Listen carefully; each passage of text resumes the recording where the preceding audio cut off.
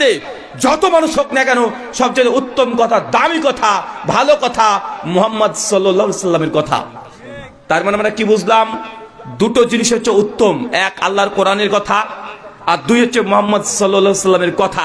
যদিও সেই কথা যদি আপনার বিরুদ্ধে চলে যায়, তারপর এটা উত্তম কথা। বুঝতে পারলেন মনে হয়? আপনার মনের বিরুদ্ধে গিয়েছে, আপনার পরিবারের বিরুদ্ধে চলে গেছে, আপনি জানেন যে আপনি এমন কিছু আমল করেন, ইবাদত করেন, যার জন্য আল্লাহর ভাষা অনুযায়ী যে আপনি অনেকটাই পাপী এবং গুনাহ কাবিরার সঙ্গে যুক্ত আছেন। যদিও আপনার কাছে এটা আপনার বিরুদ্ধে মনে হচ্ছে, তারপর এটা ভালো কথা নয়। ভালো কথা কেন? এটা আল্লাহ বলেছেন, আল্লাহ নবী বলেছেন। এরকম হৃদয় মানসিকতা নিয়ে আপনাকে বসতে হবে। আল্লাহ সুবহানাহু ওয়া তাআলা আমাদেরকে বোঝার তৌফিক দান করে, সকলে বলি আমিন। সম্মানিত শুধু আজকে যে বিষয়ে গুরুত্বপূর্ণ আলোচনা হবে, আলোচ্য বিষয় সালাত। বলেন তো সালাতের বাংলা মানে কি? মাশাআল্লাহ, সালাতের বাংলা মানে কি? নামাজ। চাচা, নামাজ যে বাংলা শব্দ না, নামাজ তো ফার্সি শব্দ। তো বাংলাতে নামাজ কি, সালাতকে কি বলে? সালাতে বাংলা মানে কি হবে চাচা? নামাজ তো ফার্সি শব্দ যে। আচ্ছা, রোজার আরবি মানে কি? সিয়াম। সিয়ামের বাংলা কি? হ্যাঁ, মাশাআল্লাহ, ঠিক বলেছে, বিরত থাকা। কিন্তু আমরা কি বলি? সিয়াম হচ্ছে আরবি শব্দ, বাংলাতে কি বলি? রোজা। জান্নাত আর বেহেশত। বেহেশত কোন ভাষা? ফার্সি। আরবিতে কি বলে? কোরআনে জান্নাত। জাহান্নাম এটাকে কি বলে? দোজক বলে না চাচা? তার মানে বোঝা যাচ্ছে এমন কিছু কিছু শব্দ আছে যেটা আরবিও না, বাংলাও না, কিন্তু আমরা বাংলা মনে করি। কেন জানেন? কারণ এই যে বাংলাদেশ যেটা দেখছেন আজকে, এটা একটা সময় বাংলাদেশ ছিল না, এটা ভারতের সঙ্গে যুক্ত ছিল। আর যে সময় ভারতের সঙ্গে যুক্ত ছিল, মুসলমানরা 800 বছর ভারতবর্ষকে তারা ক্ষমতায় ছিল, রাজত্ব করেছে। আর সে সময় ইন্ডিয়ার, ভারতের, হিন্দুস্তানের এটা একদম মাতৃভাষা যেটা ছিল, রাষ্ট্রীয় ভাষা ছিল ফার্সি। কি ভাষা ছিল? ফার্সি। তার জন্য মুসলমানরা যদি ফার্সি ভাষার সঙ্গে সংযুক্ত ছিল, এই জন্য অধিকাংশের শব্দগুলো আরবি না বলে আমরা ফার্সি শব্দই ব্যবহার করি। যে নামাজ মানে সলাত হয়েছে নামাজ, সিয়াম হয়েছে রোজা, জান্নাত হয়েছে বেহেশত, দোজক হয়েছে কি বলে? দোজক। দোজককে আমরা জাহান্নাম, কোরআনের ভাষা। মানে এই ভাষাগুলো ডাইভার্সিটি হয়েছে, বলাগুলো এগুলো আপত্তিকর নয়, তবে আমরা বেশি বেশি করে আরবিগুলো বললে এই শব্দগুলোর এর হক আদায় হবে। তাহলে বুঝলাম সালাত মানে একটা অর্থ দোয়া, সালাত মানে ক্ষমা, সালাত মানে আল্লাহর পক্ষ থেকে রহমত। কি পেলাম সালাতের অর্থ? সালাত মানে কি চাচা? দোয়া। সালাত মানে ক্ষমা। সালাত মানে রবের পক্ষ থেকে, আল্লাহর পক্ষ থেকে রহমত নাজিল করা, মানে আল্লাহ তাআলার দয়া। তার মানে সালাতের তিনটে অর্থ আমরা লুগাত যদি দেখি আমরা পাই। চলেন কোরআন হাদিসের আলোকে আমরা এক একটা অর্থকে আগে দেখে আসি। প্রথম, সালাত মানে দোয়া। সালাতের জন্য প্রথমে শর্ত কি বলেন তো? না, সালাতের শর্ত কি? একজন ব্যক্তি যদি ওযু করেনি, 1 কোটি রাকাত নামাজ পড়েছে, নামাজ হবে? সহিহ বুখারী 429 নম্বর হাদিস, আল্লাহ নবী বলছেন সালাত মানে আপনার ভাষায় বলি নামাজ 3 ভাগে বিভক্ত। কয় ভাগে? 3 ভাগে বিভক্ত। 1, যার ওযু নাই তার নামাজ নাই। 2, যার রুকু ঠিকঠাক হয় নাই, তার রুকু যদি ঠিকঠাক না হয় তার নামাজ নাই। 3, যার সিজদা ঠিক হয় নাই তার নামাজ নাই। তার মানে বোঝা গেল সালাত বা নামাজের 3টে জিনিস এমন, যার একটু যদি ত্রুটি হয়ে যায়, ওযু করেছেন কিন্তু ওযু ঠিকভাবে করেন নাই, আগে মুখ ধুয়ে ফেলেছেন, আর শেষের বেলায় এসে আপনি পা ধুচ্ছেন, তারপরে মাথা ধুয়ে ফেলছেন, ভাই বলেন তো ওযু ঠিক হয়েছে? যদি ওযু ঠিক না হয়, 1 লক্ষ রাকাত যদি নামাজ পড়ে নামাজ হবে না। তার জন্য আল্লাহ নবী বলছেন নামাজ 3 ভাগে বিভক্ত। 1, যার ওযু ঠিকঠাক হয় নাই তার নামাজ হবে না, বাতিল হবে।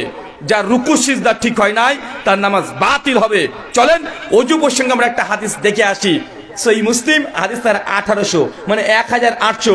আবু হুরায়রা রাদিয়াল্লাহু তাআলা আনহু হাদিস বর্ণনা করছেন, তিনি বলছেন রাসূল সাল্লাল্লাহু আলাইহি ওয়াসাল্লাম বলেছেন, কোন ব্যক্তি যখন ওযু করার জন্য পাত্রের মধ্যে হাত দেয়, মানে পানির পাত্র আছে, এই পাত্রের মধ্যে আপনি হাত দিয়ে এই হাতটাকে যখন ধৌত করছেন, আল্লাহ নবী বলছেন সেই সময় তার হাতের দ্বারা যত গুনাহ, যত পাপ করেছে সমস্ত গুনাহকে আল্লাহ সুবহানাহু ওয়া তাআলা ওযুর পানি দিয়ে নিজ দিয়ে গড়িয়ে দেয়।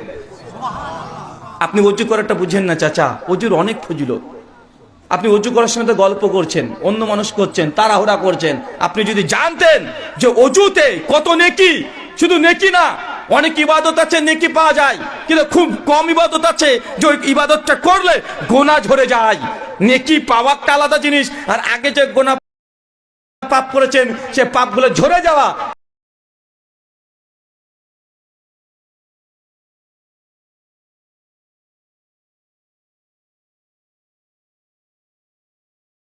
ভিন্ন জিনিস। ভাই নেকি করার চাইতে গোনা ঝরানো এটা বেশি উত্তম নয়?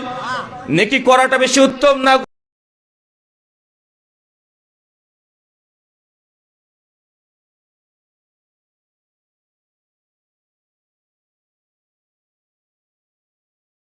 গোনা ঝরানোটা বেশি উত্তম? তার জন্য আল্লাহর নবী তিনি সর্বদা অজু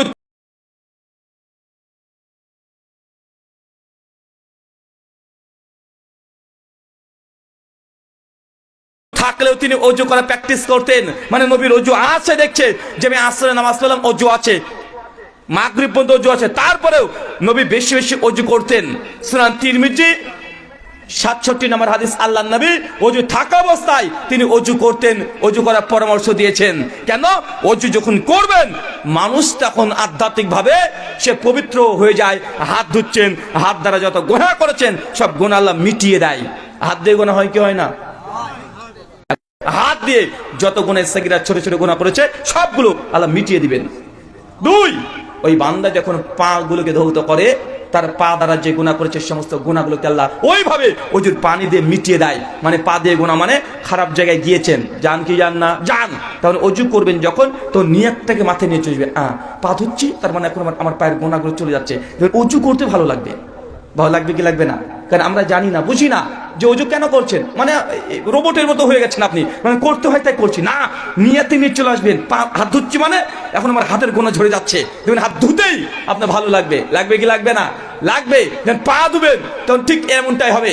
আল্লাহ এরপরে বলছেন, যখন সে ব্যক্তি মুখমণ্ডল ধৌত করে তখন মুখ দ্বারা যত গুনাহ করেছে সমস্ত সাগীরা গুনাহ, ছোট ছোট গুনাহগুলো আল্লাহ সুবহানাহু ওয়া তাআলা পানি দিয়ে ধৌত করে দেয়। বান্দা তারপর যখন নামাজে দাঁড়াবে, আপনি নামাজে দাঁড়িয়ে গেছেন, আল্লাহু আকবার, আপনার গোটা শরীরে যেসব অঙ্গ প্রত্যঙ্গগুলোতে এখনো ধৌত করা হয় নাই সেগুলোর মধ্যে গুনাহগুলো লুকিয়ে আছে। যখন বান্দা চলে যাবে রুকুতে, সমস্ত গুনাহগুলোকে আল্লাহ একদম পা থেকে আস্তে আস্তে তুলতে তুলতে তুলতে তুলতে একদম কিছু বর্ণনা আছে কাঁধের উপরে আর কিছু মাথার উপরে একদম জমা করে রেখে দেয়। এরপর বান্দা যখন সিজদা করবে, সিজদা দেওয়ার সঙ্গে সঙ্গে যত গুনাহ আছে আল্লাহ সুবহানাহু ওয়া তাআলা এক সিজদাতে সেই গুনাহগুলোকে একদম পরিষ্কার করে ছেড়ে দেবে। চাচা, আপনার সিজদা কেমন হয়? ভালো হয়? আপনি তো সিজদা করতেই চান না ঠিকঠাক, এই উঠেন আর বসেন, আছে না? রুকুতে যাচ্ছেন আবার উঠে পড়ছেন, তো আপনার গোনা যদি যতক্ষণ রুকুতে থাকবেন গোনা ততক্ষণ মাথার পরে জমতে থাকবে। যত সময় দিবেন, যতক্ষণ সিজদায় পড়ে থাকবেন তত গোনা আপনার বেশি ঝরবে। কিন্তু আপনি রুকু সিজদাতে সময় দেন না। সময় দেন, কথা বলেন। দেখেন সালাত নামাজ যার অর্থ ক্ষমা, দেখেন ক্ষমা কিভাবে হচ্ছে আপনার গোনা, কিভাবে আল্লাহ সুবহানাহু ওয়া তাআলা নামাজের মাধ্যমে শরীরের যত গোনা আছে আল্লাহ সব মিটিয়ে দিতে চায়। কিন্তু আপনি তো সালাতে দাঁড়াতে চান না। আর যারা চান নামাজ পড়েন, অথচ তাদেরকে দেখা যায় তার নামাজ পড়ছে তো নামাজে ধীর স্থিরতা নাই, আছে না নাই? এমন কথা বলেন। অনেকের অভিযোগ যে রুহুল আমিন ভাই, আমরা নামাজ পড়ি মনটা যেন কোন দিকে চলে যায়।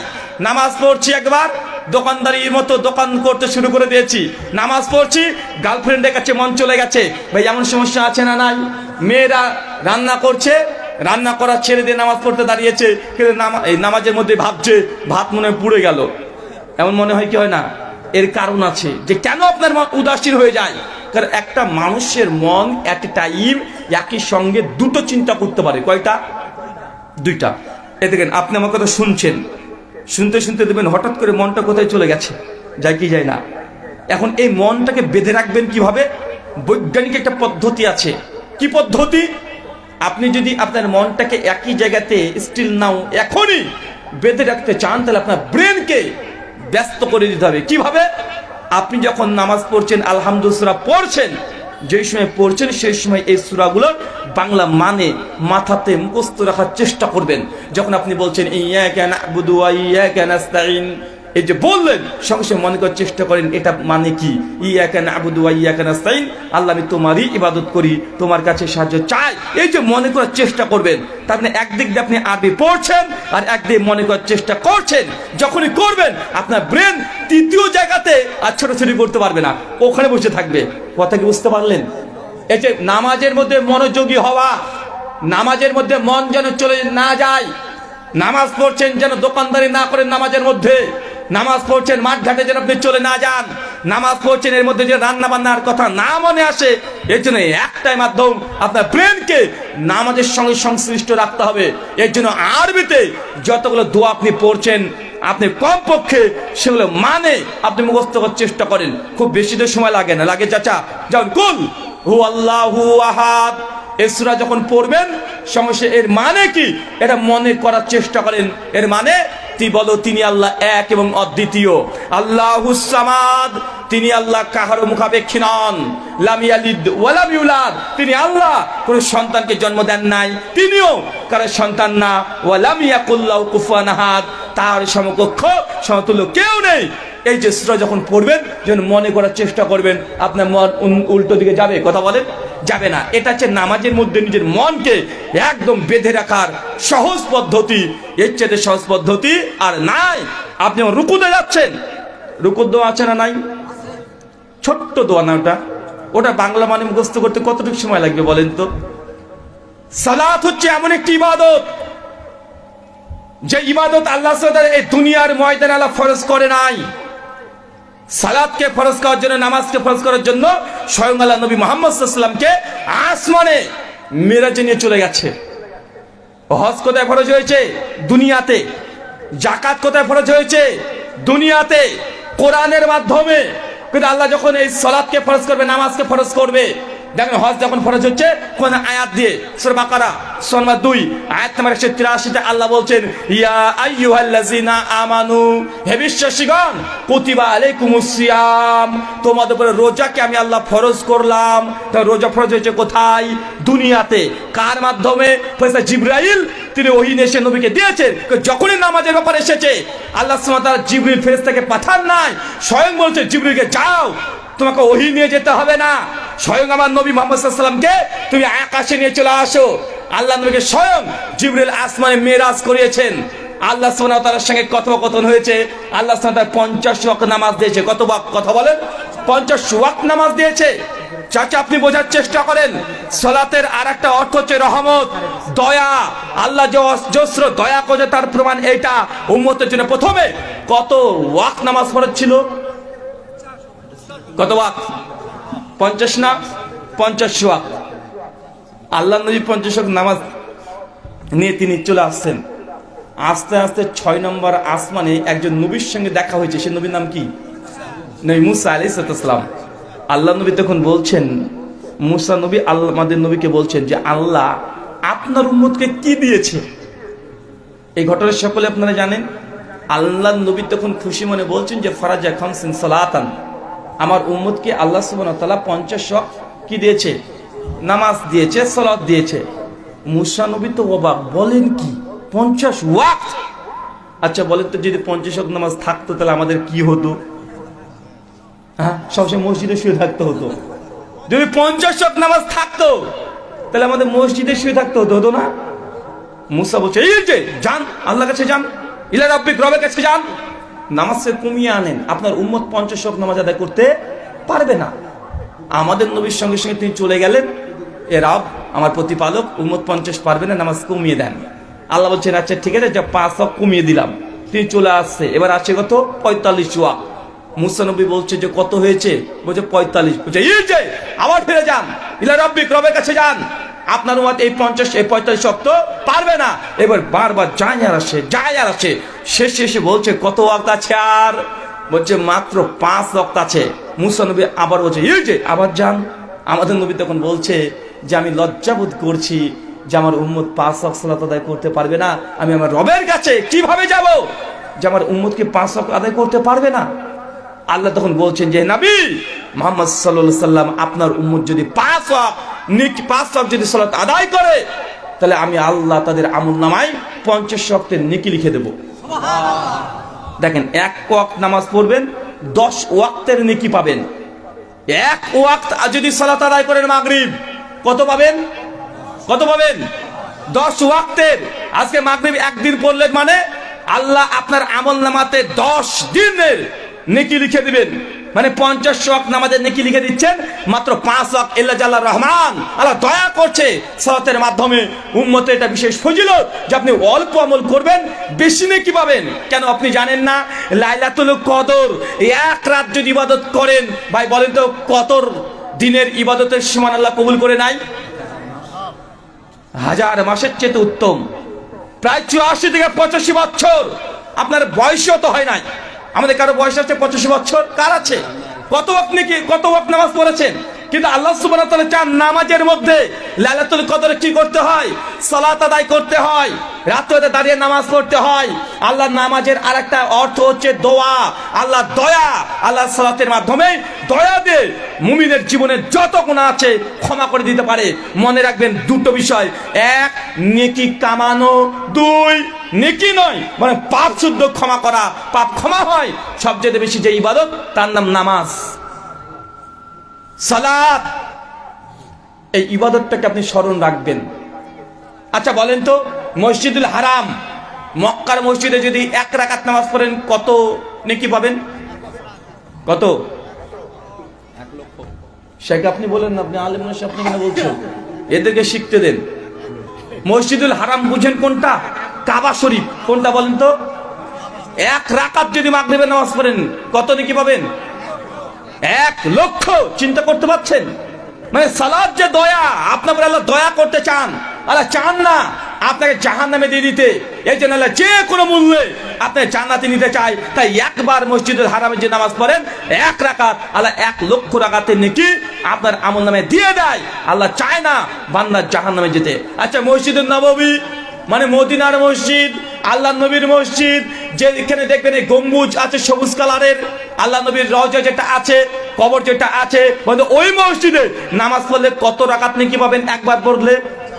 1000। 50,000 হাদিস সহিহ নয়, 1000। কত হাজার? 1000। তার মানে বুঝতে পারছেন আল্লাহ আমাদের কাছে পুরো দয়া করতে যাচ্ছেন। মানে আল্লাহ চায় যে এই উম্মতে মুহাম্মাদি, এই ফজিলত কিন্তু অন্য নবীর জন্য ছিল না। মুসা নবী, দাউদ, সুলাইমান, ইউসুফ, ইউনুস, তারা সবাই বাইতুল মুকাদ্দাসে নামাজ পড়েছে। তাদের নাকি এত নয়, তাদের নাকি এত আছে? কথা বলেন। এটা শুধু উম্মতে মুহাম্মাদের জন্য এই ফজিলত, শুধু আমাদের নবীর কারণে আল্লাহ সুবহানাহু ওয়া তাআলা এই ফজিলত দিয়েছে। তোমরা নেকি করবা অল্প, ইবাদত করবে অল্প, নেকি দিয়ে পরিপূর্ণ করে দিবেন কে? আল্লাহ সুবহানাহু ওয়া তাআলা। এটা শুধু এই উম্মতে মুহাম্মাদি ইনাদের বৈশিষ্ট্য, অন্য নবীদের এই বৈশিষ্ট্য নাই। আচ্ছা, রমজানের 30টা রোজা পালন করলেন, করার পরে তারপরে মাসকে কি মাস বলে আরবিতে? শাওয়াল মাস। কোন মাস? শাওয়াল মাস। শাওয়াল মাসে কয়টা রোজা আছে মায়েরা? কয়টা রোজা আছে? 6টা। কেউ যদি 6টা রোজা যদি পালন করে ফেলে তার নেকি কত হবে বলেন তো? একদম গোটা বছরে। চিন্তা করতে পেরেছেন? মানে রমজানে শুধু রোজা করেছেন 30টা, ওটা তো 1 মাসের হলো। কিন্তু আর বাকি যদি 6টা রোজা করে ফেলেন, তার পরের মাসেরই ঈদ পালন করলেন, তার পরের দিন থেকে শুরু করে দিবেন, বা 2-3 দিন পর থেকে শুরু করে দিবেন। কয়টা করবেন? মাত্র 6টা। যদি করেন কি হবে? সারা বছর আপনি সিয়াম রোজা পালন করেছেন, আল্লাহ আপনার আমলনামায় সেটা লিখে দিবে। এটা শুধু উম্মতে মুহাম্মাদের জন্য খাস। মুসা নবীর উম্মত এই ফজিলত পায় নাই, দাউদ নবীর উম্মত এই ফজিলত পায় নাই, ঈসা নবীর উম্মত এই ফজিলত পায় নাই। এই ফজিলত শুধুমাত্র শেষ নবী মুহাম্মদ সাল্লাল্লাহু আলাইহি ওয়াসাল্লামের উম্মতের জন্য। আমরা অল্প করব আমল, নেকি বেশি আল্লাহ লিখে দিবেন। তারপরে এই উম্মত হতভাগা উম্মত, এই নামাজ, রোজা, হজ, যাকাত একটাই, তাদের মনোযোগী নাই। আছে কথা বলেন। এই জন্য আমি আগে বলেছি নামাজ এর গুরুত্ব এত উঁচু মানের যে নামাজকে আল্লাহ ফরজ করার জন্য আসমানে নবীকে ভেদ করে আল্লাহ নিয়ে চলে গেছে। সালাত, নামাজ হচ্ছে এমন একটি ইবাদত, যেই ইবাদত কেউ যদি পরিত্যাগ করে দেয়, আল্লাহ নবী সবচেয়ে কঠিন বাক্য তার জন্য বলেছেন। সে মুসলিম কিতাবুল ঈমান হাদিস নাম্বার 253 আল্লাহ নবী বলছেন, মান তারাকা সালাতা মুতাম্মাদান ফাকাদ কাফারা। কেউ যদি ইচ্ছাকৃত নামাজ পরিত্যাগ করে দেয়, কেউ যদি নামাজ ছেড়ে দেয়, আল্লাহ নবী বলছেন ফাকাদ কাফারা, এই ব্যক্তি কাফের। চিন্তা করে দেখেন এবার, 5 ওয়াক্ত নামাজ পড়বেন, 50 ওয়াক্তের নেকি পাবেন, ভালো কথা। একদিন লাইলাতুল কদর রাত জাগবেন, হাজার মাসের চেয়ে উত্তম ইবাদত হবে, এটা ঠিক। মক্কার মসজিদে একদিন নামাজ পড়বেন 1 লক্ষ রাকাত নেকি পাবেন, এটাও ঠিক। কিন্তু কেউ যদি নামাজ পড়ে ত্যাগ করে দেয়, আল্লাহ ডাইরেক্ট তাকে বলছেন কাফের। একজন ব্যক্তি যে সুদ খায়, সুদ খাওয়া কি কথা বলেন? গুনাহ কাবিরা। নবীর ভাষা মায়ের সঙ্গে জেনা করলে যে পাপ, সেই পাপ হয়। কিন্তু নবী একথা বলছেন না যে সুদ খেলে সে ব্যক্তি কাফের হয়ে যায়। কোরআন হাদিসে পাবেন না, আছে নাকি? কথা বলেন। চুরি করা মহাপাপ, অন্যায়। চুরি করা মহা অন্যায়, ধরা পড়লে হাত কাটতে হয়। সূরা মাইদার 38 নম্বর আয়াত।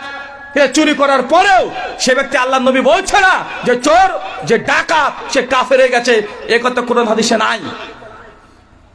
একজন ব্যক্তি যদি জেনা করে, ব্যভিচার করে, যদি বিবাহিত হয়, সে মুসলিম কিতাবুল হুদুদ হাদিস নাম্বার 2228 নবী বলছেন যদি বিবাহিত হয়, সে যদি তওবা করে, তারপর তাকে দুনিয়াতে বাঁচিয়ে রাখার কোনো উপায় নাই। তাকে ধরে এবং জবাই করে দিতে হবে, হত্যা করতে হবে, রজম করতে হবে। কেন? জেনা করা মহাপাপ, অনেক বড় অন্যায়। কিন্তু তারপরেও কেউ যদি জেনা করে, সে ব্যক্তিকে নবী কাফের বলে নাই, কোরআন হাদিসে তাকে কাফের বলে নাই। আপনি যেগুলোকে গুনাহ মনে করছেন, সুদ খাওয়া, ঘুষ খাওয়া, জেনা করা, ব্যভিচার করা, এইগুলো পাপ। কিন্তু এই পাপগুলো করলে একজন মুসলমান কাফের হয় না। একটাই ইবাদত যে ব্যক্তি পরিত্যাগ করে দিলে কাফের হয়ে যায়, তার নাম কি বলেন তো চাচা? নামাজ, সালাত। কিন্তু আপনি এই সালাতটাকেই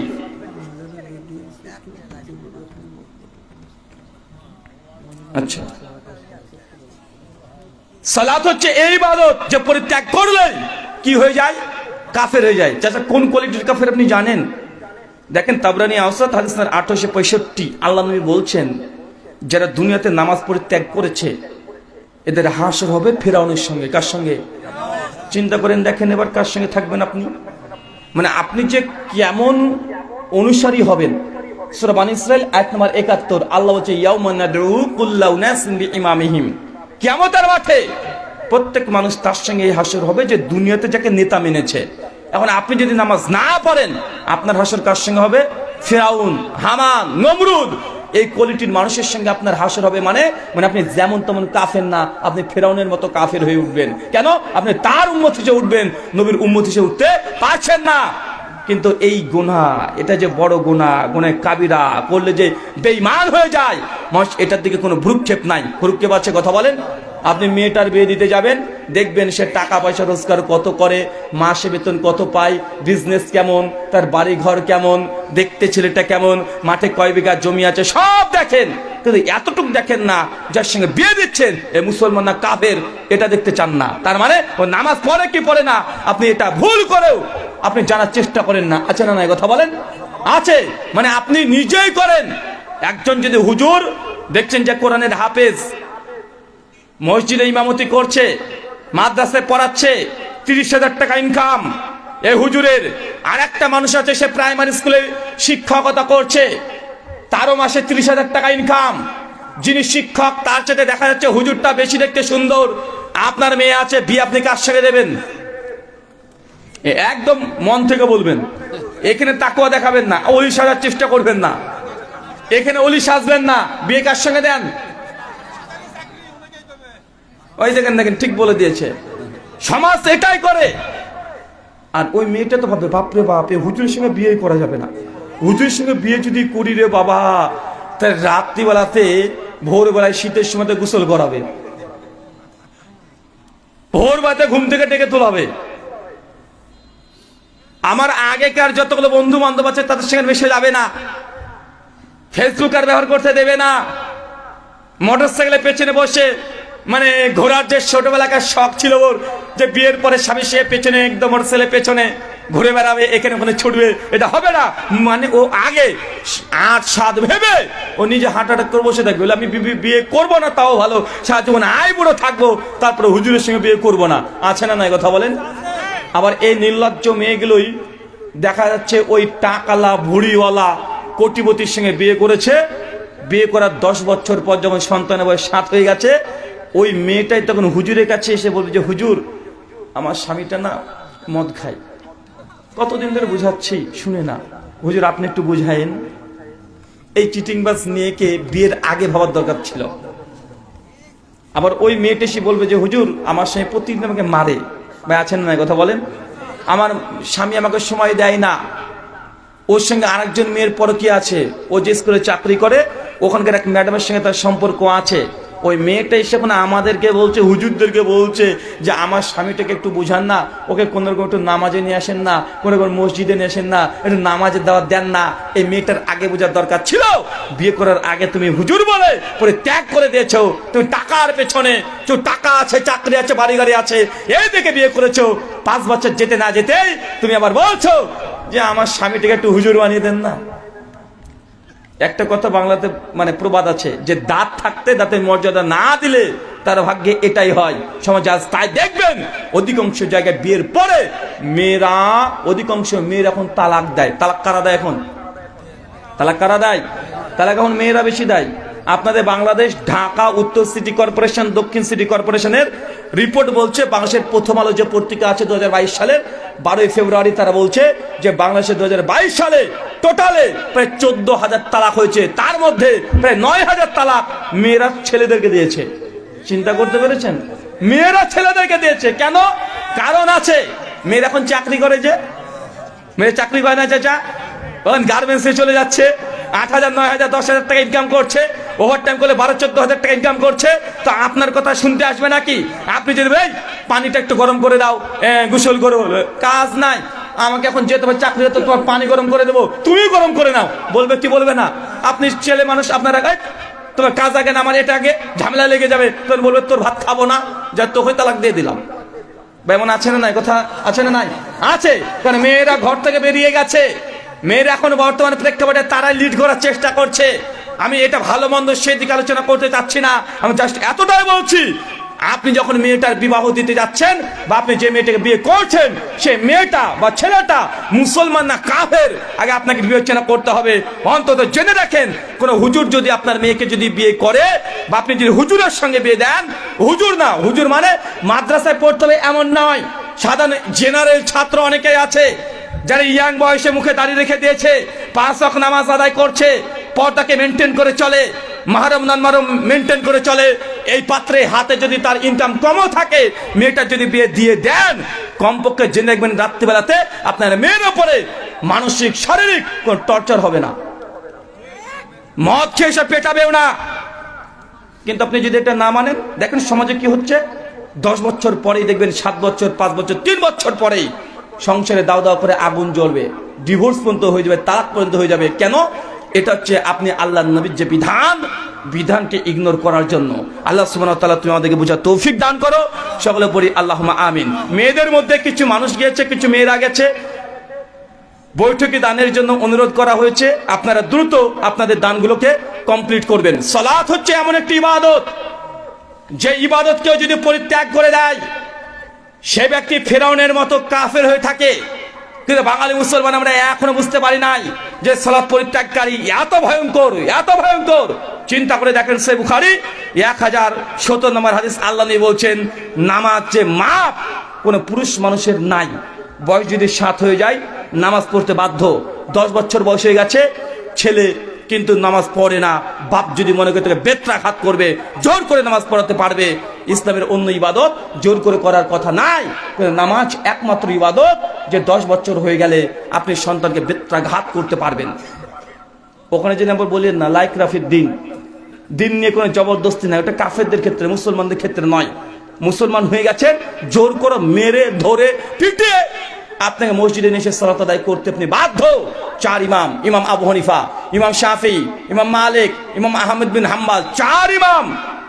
ইমাম আহমেদ বিন হাম্বাল মানে হাম্বলি মাযহাবের ইমাম, তাকে প্রশ্ন করা হচ্ছে কোন ব্যক্তি যদি নামাজকে পরিত্যাগ করে দেয় এই ব্যক্তি শরীয়তের ভাষায় কি? উনি বলছেন কাফের। ইমাম শাফিকে বলছেন এই ব্যক্তি কি? বলছেন কাফের। ইমাম মালিক কাফের। 4 মাযহাবে 3 মাযহাব বলছে নামাজকে পরিত্যাগ করে দিলে কাফের হয়। তাদেরকে প্রশ্ন করা হলো, যারা নামাজ ত্যাগ করেছে তাদের বিধান কি? কি করতে হবে? চুরি করলে হাত কাটতে হয়, জেনা করলে হত্যা করতে হয়। নামাজ যদি ত্যাগ করে দেয় এদের বিধান কি? ইমাম আহমদ বিন হাম্বল এক বাক্যে বলছে, নামাজ পরিত্যাগ যদি কেউ করে তাকে হত্যা করতে হবে ইসলামী রাষ্ট্র হলে। কথা বলে বুঝতে পারলেন না? নামাজ পরিত্যাগ করলে কি করতে হবে? হত্যা করতে হবে। এটা তো সহিহ মুসলিমের হাদিস দ্বারা প্রমাণিত। আল্লাহ নবী বলছেন, মসজিদে যদি আজান হয়, মসজিদে আজান হচ্ছে হাইয়া আলাস সালাহ, বাংলা মানে নামাজের জন্য এসো, হাইয়া আলাল ফালাহ, সফলতার জন্য এসো, মানে মুয়াজ্জিন আপনাকে মসজিদে ডাকছে, নামাজে আয় তুই সফল হবি, দোকান চালে সফল হবি না, নামাজে আসলে তুই সফল হবি, তোর দোকানে বেচা কেনা বরকত হবে। কিন্তু নামাজে আপনি আসছেন না, দোকানে বেচা কেনা কমে যাবে বলে এই যে এই কথা বললেন। আল্লাহ নবী বলছেন, যখন মসজিদ থেকে আজান হয় তারপরেও যারা জামাতে শরীক হয় না, আমার নবীর মনে হয় যে তাদের বাড়ি ঘরগুলোকে আগুন দিয়ে জ্বালে পুড়ে ছারখার করে দিই। কেন করি না? নবী বলছেন, শুধু বাড়িতে ছোট ছোট শিশুরা থাকে আর মেয়েরা থাকে, এই জন্য পুড়াই না। যে না থাকতো বাড়িঘরকে দাও দাও করে জ্বালে পুড়িয়ে দিতাম। শুধুমাত্র নামাজ, আসরের নামাজ কেউ যদি পরিত্যাগ করে দেয়, আল্লাহ নবী বলছে এই মুনাফিক। আল্লাহ নবী বলছে, কেউ যদি ফজর আর এশা যদি অলসতা করে, নামাজ পড়ে কিন্তু অলসতা করে, মানে বুঝতে পারলেন না মনে হয়, মানে নামাজ পড়ে কিন্তু অলসতা করে। কি করে? নামাজ পড়ে লোকটা এই এসে পড়ছি করতে মানে লেট করে দেয়, ফজরে পড়ছি করে লেট করে দেয়। আল্লাহ নবী বলছে এটা হচ্ছে মুনাফিকের চরিত্র। তো যারা নামাজ পড়ে কিন্তু লেট করে পড়ে, তারাই যদি মুনাফিক হয়, যে নামাজই পড়ে না, তাদের কি হালাত, কি অবস্থা বলেন তো? আপনি এখনো বুঝতে পারেননি নামাজ না পড়া কত বড় গুনাহ, গুনাহে কাবিরা। ইমাম আহমেদ বিন হাম্বল, ইমাম শাফি দুজনই বলছে যে নামাজ পড়ে না তাকে হত্যা করতে হবে, মানে দুনিয়াতে আর বেঁচে থাকতে পারবেন না। শুধু ইমাম আবু হানিফা রাহিমাহুল্লাহ হানাফি মাযহাবের ফতোয়া ইমাম কুদামাল মুগনির মধ্যে নকল করে বলছেন, ইমাম আবু হানিফা শুধু বলছেন যে নামাজ পড়ে না তাকে বলতে হবে যে তুমি কি নামাজ পড়বে। ও যতক্ষণ নামাজকে স্বীকার না করে তখন জেলখানায় বন্দি রেখে দিতে হবে। প্রতিদিন সকালবেলায় আর সন্ধ্যাবেলায় 100 করে বেত্রাঘাত মারতে হবে, যতক্ষণ নামাজে না দাঁড়ায়। কথা মানে বুঝতে পারলেন না? বুঝতে পারছেন চাচা? এটা কোন মাযহাবের ফতোয়া? হানাফি মাযহাবের ফতোয়া। কি ফতোয়া?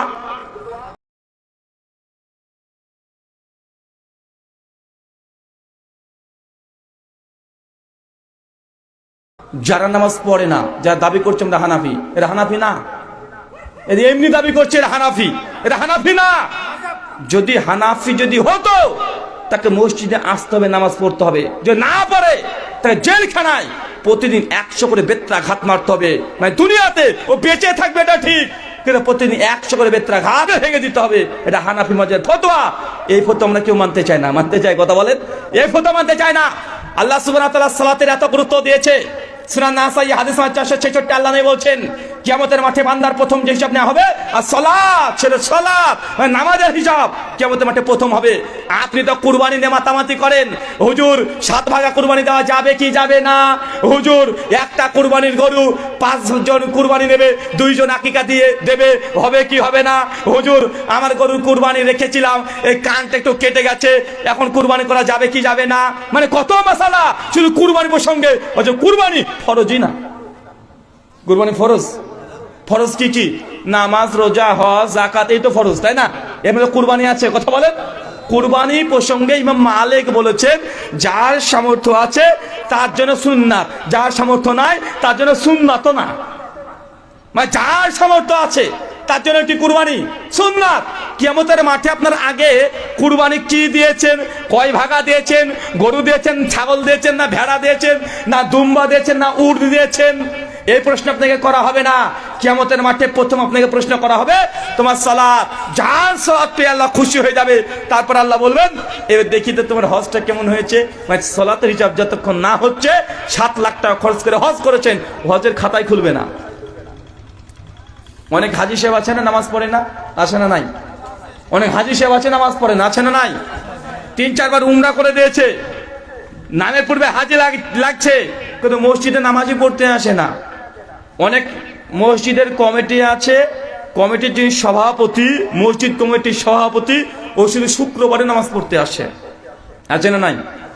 আর যিনি ক্যাশিয়ার, ও তো কোটিপতি মানুষ, ওরা অত সময় হয় না। ক্যাশিয়ার তো ও কি করে, ওই বছরে 4-5 বার আসবে।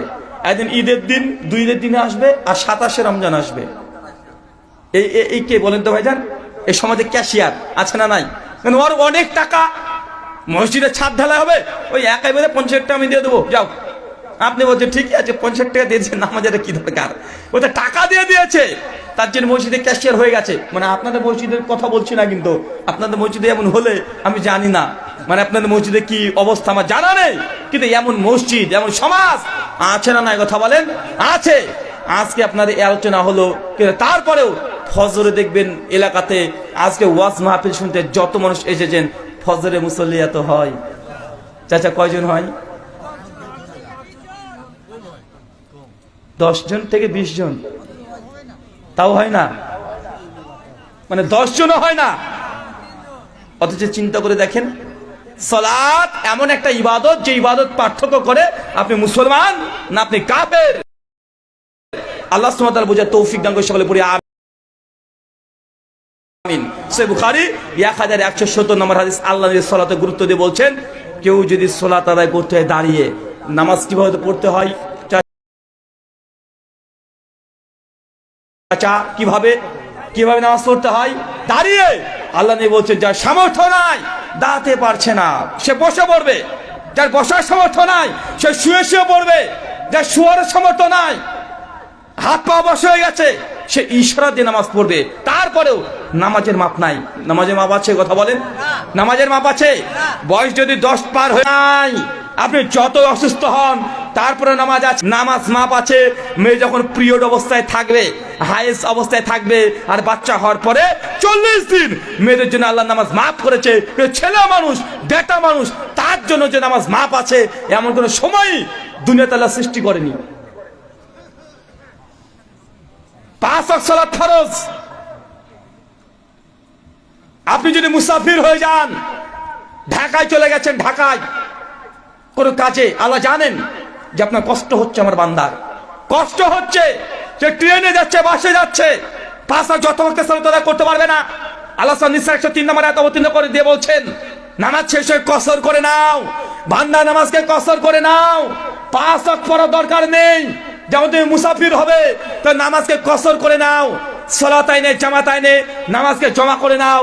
কিভাবে করবে?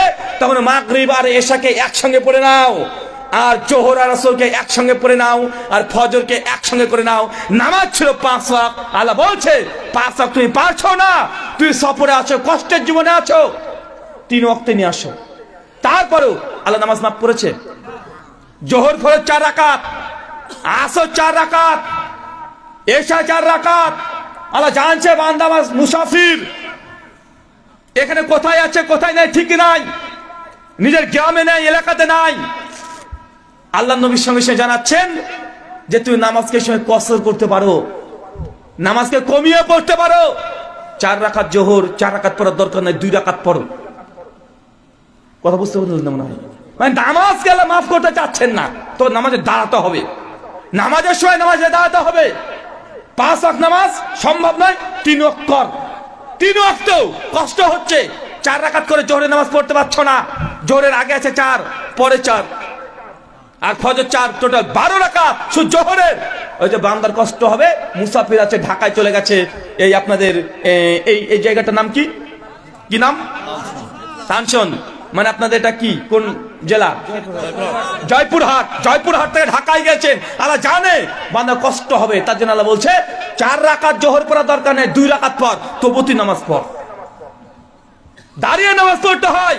বাসের মধ্যে আছেন, কি করবেন? দাঁড়াতে পারছেন না, বলছে বসে পড়, তাও তুই নামাজ পড়। বসে পড়তে পারছেন না, একদম স্লিপার সিটে বসে আছেন, শুয়ে আছেন।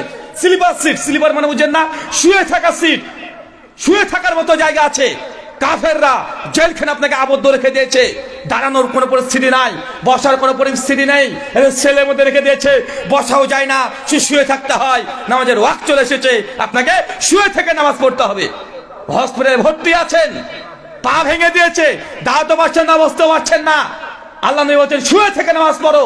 শুয়ে থাকবেন, এখন শুয়েও আছেন, কিন্তু হাতটাকে ভেঙে দিয়েছে কাফেররা মেরে, হাতটাকে আল্লাহু আকবার বলে তাকবীর দিতে পারছেন না। শুয়ে থেকে নবী বলছেন যদি তুমি তাকবীর দিতে নাও পারো, হাত পা নড়াচড়া করতে নাও পারো, ইশারা দিয়ে পড়ো। ইশারা মানে বুঝতে পারছেন? নিয়াত করলেন, আউযুবিল্লাহি বিসমিল্লাহ বললেন, সূরা ফাতিহা বললেন, অনুকিরাত করলেন, নিয়াত করছেন, সে রুকু করছেন, সিজদা করছেন ইশারাতে। তারপরেও আল্লাহ নামাজকে মাফ করেন নাই। নামাজ এত বড় গুরুত্বপূর্ণ ইবাদত, মুসলমানের নামাজ নাই। পুরা বিশ্ব জগতে মুসলিম জাতি আজকে নির্যাতিত, মার খাচ্ছে, কারণ এরা আল্লাহর খাতায় মুসলিমই না, এরা আল্লাহর খাতায় মুসলিম না।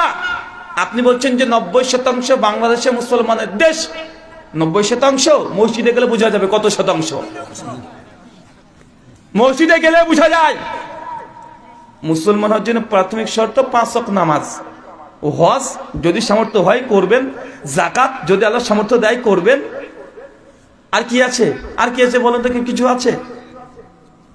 রোজা, সে রামাজানে চোর ডাকাতও করে, ও তো সবাই করে। ও সুদখোর ঘুষখোর জেনাখোর, ওরা তো রোজার মাসে রোজা করে, করে না ভাইজান? আর কি থাকলো? একটাই তো থাকলো নামাজ। আর এই নামাজটাই নাই। এই জন্য আল্লাহ সুবহানাহু ওয়া তাআলা নামাজকে সহজ করে দিয়েছে। দেখেন, নামাজ পড়ার জন্য অজু করতে হয় কি হয় না? অজু করতে হয়। এখন প্রচন্ড ঠান্ডা, প্রচুর ঠান্ডা, কিন্তু আপনি অজু করতে পারছেন না ঠান্ডাতে। যদি ডাক্তার বলে ক্ষতি হয়ে যাবে, তাহলে কি করতে হবে? তায়াম্মুম করতে হবে। এমন এক জায়গায় চলে গেছেন, জেলখানায় আপনাকে আবদ্ধ রেখে দিয়েছে, পানি পাচ্ছেন না, কাফেররা পানি দিচ্ছে না, কি করবেন? তায়াম্মুম করবেন। মাটিকে আল্লাহ পবিত্র করে দিয়েছে, কিছুই পাচ্ছেন না, পানিও নাই, মাটিও নাই, কি করবেন? বিনা তায়াম্মুমে, বিনা ওযুতে তবু নামাজে দাঁড়াতে হবে। তারপরেও নামাজের মাপ নাই। এত সহজ মনে করলেন আপনি? কেন? চুরি করলে কাফের হয় না, জেনা করলে কাফের হয় না, কিন্তু পাপ হয়, গুনাহ হয়। জেনা করলে হত্যা করে দিতে হবে, চুরি করলে হাত কেটে দিতে হবে। তারপরেও চোর সে মুসলমান থাকে, কিন্তু বেনামাজি এ মুসলমানই থাকে না। শেখ সালেহ আল উসাইমিন রাহিমাহুল্লাহ তার তারকুস সালামতে বলছেন, কোন ব্যক্তি যদি নামাজকে তরক করে, নামাজ যদি না পড়ে, তাকে মুসলমানদের গোরস্থানে কবর দেওয়াটাও জায়েজ নাই। জানাজা তো দূর কি বাত, জানাজা তো হবেই না। কার জানাজা পড়বেন?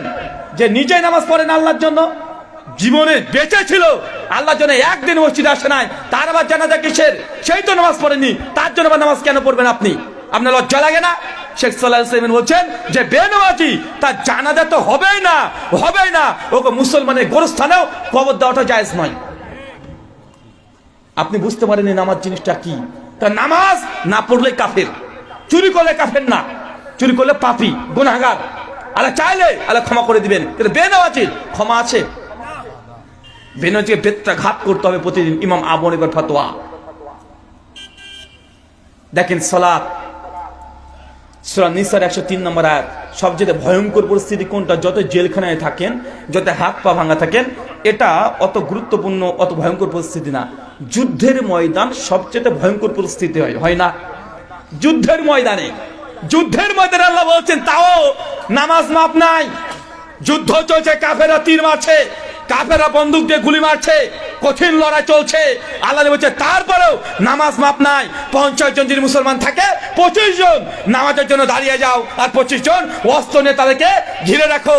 খবরদার, সেই সময় যে নামাজের ওয়াক্ত চলে আসে, নামাজ মাপ নাই। কেন? আলী বিন আবি তালেবের হাদিসগুলো শোনেন নাই? কত আপনাকে কণ্ঠ দিয়ে, সুর দিয়ে আলোচনা করা হয় যে কাফেররা আলী বিন আবি তালেবকে তীর নিক্ষেপ করছে, যুদ্ধের ময়দান, নামাজে দাঁড়িয়ে আছে। দেখেন, নামাজ যুদ্ধের ময়দানে মাপ নাই। আপনি দোকানের অজুহাত দিচ্ছেন, আপনি আপনার চাকরির অজুহাত দিচ্ছেন, যে চাকরি আমাকে ওই সময় ছুটি দেয় না, দোকানে অনেক বেশি কাস্টমার থাকে, আপনি হাজার রকমের অজুহাত পেশ করছেন। যুদ্ধের ময়দানেও আল্লাহ নামাজকে মাফ করেন নাই। আপনাকে কি দিয়ে বুঝাবো যে নামাজের গুরুত্ব কত বেশি? দেখেন, সূরা আনকাবুত আয়াত নম্বর 45, আল্লাহ বলছে ইন্না সালাতি, নিশ্চয়ই সালাত, তানহা, মানুষকে বিরত রাখে, দূরে রাখে কি থেকে? অশ্লীল মন্দ কাজ থেকে। এই আয়াতের ব্যাখ্যা করতে গিয়ে ইমাজউদ্দিন ইবনে কাসির এমন একটা হাদিস নিয়ে এসেছে, চমৎকার হাদিস। এই হাদিসটা আপনার জন্য, যুবকদের জন্য, মায়েদের জন্য। দেখেন হাদিসে কি বলছে। আল্লাহর নবী একদিন মসজিদে বসে আছেন, অনেক সাহাবীরা বসে আছেন, আর একজন ব্যক্তি এসে মসজিদে নামাজ পড়ছে। একজন সাহাবী চট করে বলছে, রাসূলুল্লাহ, ওই লোকটাকে চিনে রাখেন, ওর সম্পর্কে কিছু কথা আপনাকে জানাবো। নামাজ শেষ হয়ে গেছে, সাহাবী চলে গেছেন নামাজ পড়ে। আল্লাহ বলছে কি বলবে বলো? বলছে আল্লাহ নবী, ওই ব্যক্তি আমি দেখলাম ও মসজিদে আসার আগে ও চুরি করেছে, ও চোর। আল্লাহ নবী তখন বলছেন যে চুরি করেছে, সাহাবী বলছে, হ্যাঁ আমি দেখলাম চুরি করে মসজিদে ঢুকেছে ফজরে। চোর, মসজিদ তো ত্যাগ করছে না। আল্লাহ নবী তখন বলছে যে সাহাবী আমার, ইন্না সালাতা, নিশ্চয়ই সালাত নামাজ তানহা, মানুষকে দূরে রাখে অশ্লীল মন্দ কাজ থেকে। খবরদার, ওই চোর যে নামাজ পড়তেছে যে তাকে বাধা দিবে না, তাকে অপমান করবে না, অপদস্থ করবে না। সে চুরি করেছে, ঠিক আছে, নামাজে আসতে দাও। নিশ্চয়ই নামাজ মানুষকে পাপ থেকে দূরে রাখে। কিছুদিন পর, কয়েক সপ্তাহ দিন, 10-15 দিন পর আবার ওই ব্যক্তি চোর চুরি করে আবার ফজর এসে মসজিদে উপস্থিত হয়েছে। আর ওই সাহাবী আবার বলছে, ইয়া রাসূলুল্লাহ, আমি বললাম না উনি চোর, আজকে চুরি করেছে, আমি দেখেছি নিজের চোখে। আল্লাহ নবী আবার বলছেন, ইন্না সালাতা, নিশ্চয়ই সালাত মানুষেরকে অশ্লীল মন্দ পাপাচার থেকে দূরে রাখে। খবরদার, ওকে কেউ অপমান করবে না, ওকে আসতে দাও মসজিদে। এরপর 1 মাস কেটে যায়, কিন্তু ওই সাহাবী নবীকার অভিযোগ করে না। 2 মাস কেটে যায়, কিন্তু নবীকার অভিযোগ করছে না যে চোর চুরি করে মসজিদে আসছে। আল্লাহ নবী তখন নিজে জিজ্ঞাসা করছে ওই সাহাবীকে, কি গো, তোমার এই বন্ধুর খবর কি? তখন উনি বলছেন যে নবী, উনাকে চুরি করতে দেখি না, কিন্তু মসজিদে আসতে দেখি। আল্লাহ নবী তখন আবার এই কোরআনে হাত পাঠ করে বলছেন, ইন্না সালাতা তানহা, নিশ্চয়ই নামাজ এমন একটি ইবাদত যে মানুষকে পাপ থেকে দূরে রাখে। সত্যি, আপনি যদি নামাজি হয়ে যান, আপনার মধ্যে যত গুনাহ আছে, পাপ আছে, সবগুলো অটোমেটিকই দূরে পালিয়ে যাবে। অনেক মানুষ আছে দেখবেন, আগে অনেক রকম পাপের কাজ করতো, কিন্তু এখন নামাজ পড়া ধরে আস্তে আস্তে ভালো হয়েছে কি হয় নাই? হয়েছে। নামাজের পাওয়ার আছে। চাচা, নামাজ কবুল হচ্ছে কি হচ্ছে না কিভাবে বুঝবেন? তার শর্ত এটা, নামাজ যখন পড়তে শুরু করেছেন, পাপকে দেখে ভয় করবেন, অটোমেটিক পাপকে ভয় লাগবে। নামাজও পড়ছেন, জেনা করছেন, নামাজ পড়ছেন, ব্যভিচার করছেন, নামাজ পড়ছেন, সুদ খাচ্ছেন, যে নামাজ পড়ছেন কিন্তু নামাজ আল্লাহর দরবারে কবুল হচ্ছে না। কবুল কখন হয়? যে নামাজ পড়ছেন কিন্তু পাপগুলো আস্তে আস্তে দূরে পালিয়ে যাচ্ছে, পাপ আর হচ্ছে না, পাপ দেখলে ভয় লাগছে। জানবেন আপনার নামাজ আল্লাহর দরবারে কবুল হচ্ছে।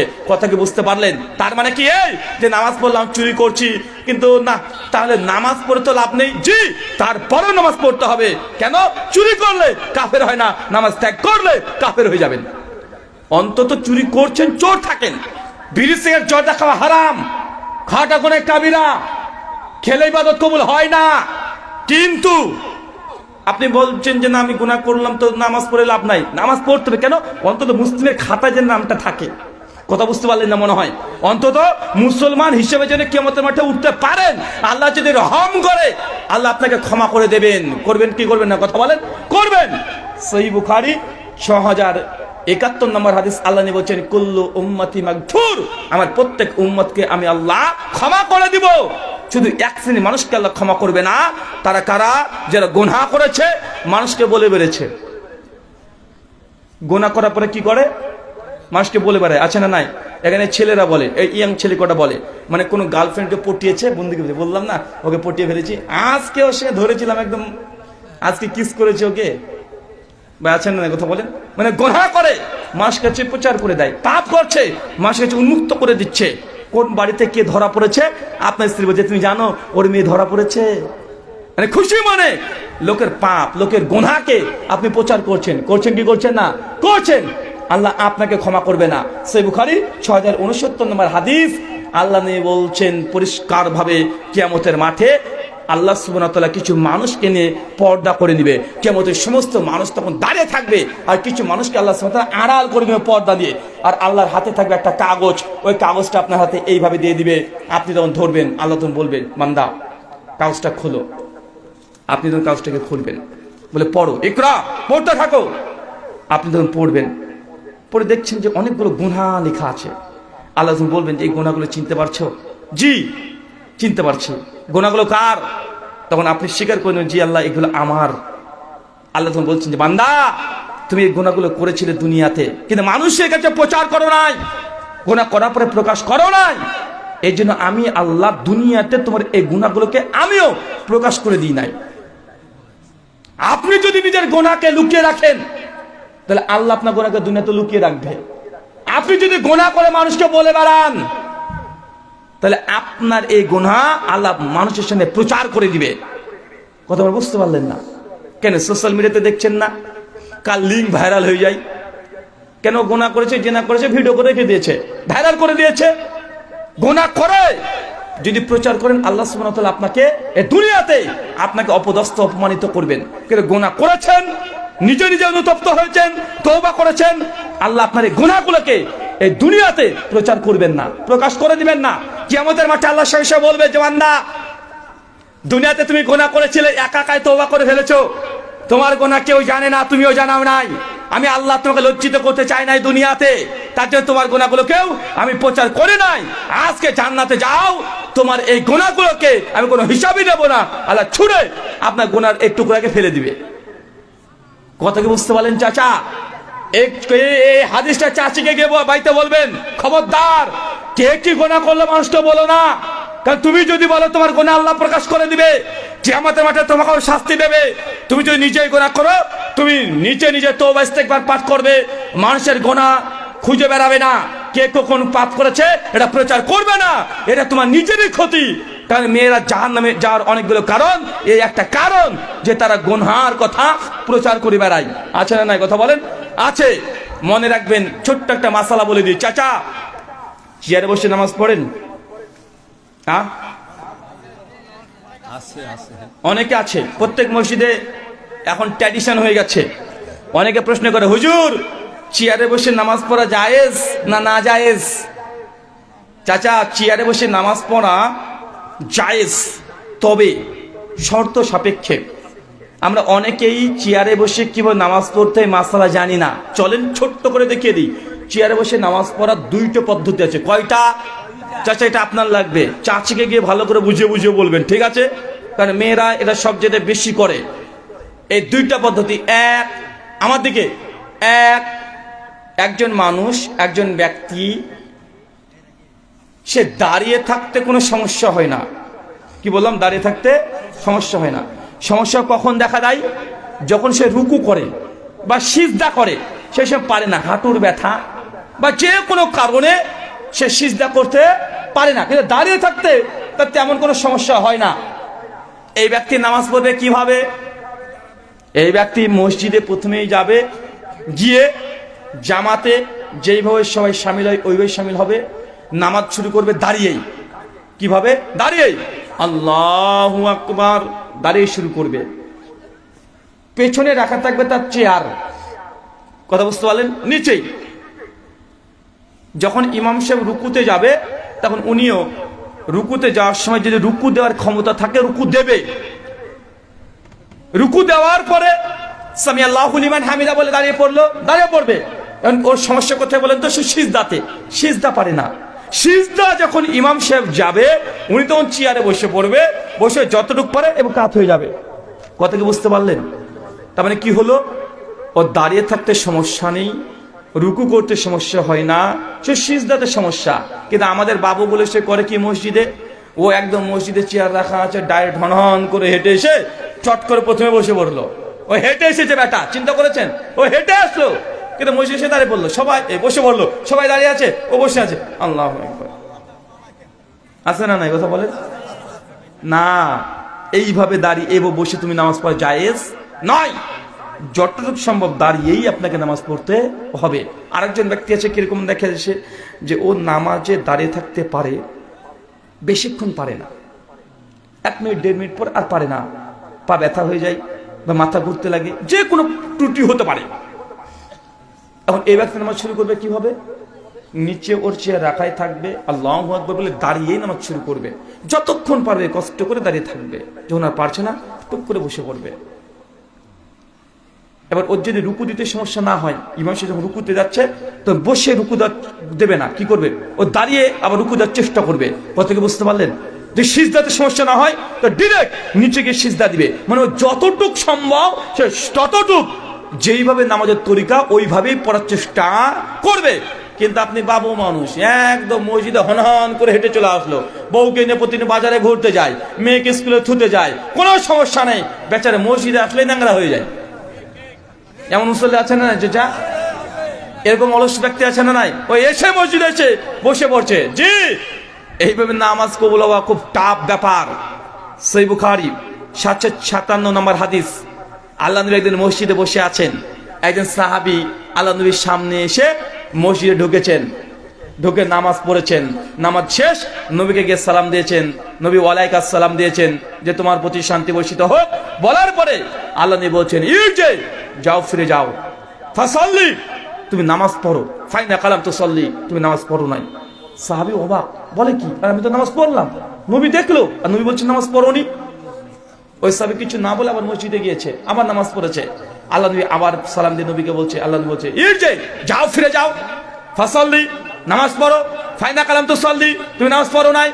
সাহাবী তিনি অবাক, আরে দুইবার নামাজ পড়লাম, নবীর সামনে পড়লাম, নবী দেখেছে, নবীর মসজিদেও পড়েছি, তারপর নবী বলছে নামাজ পড়ো নাই।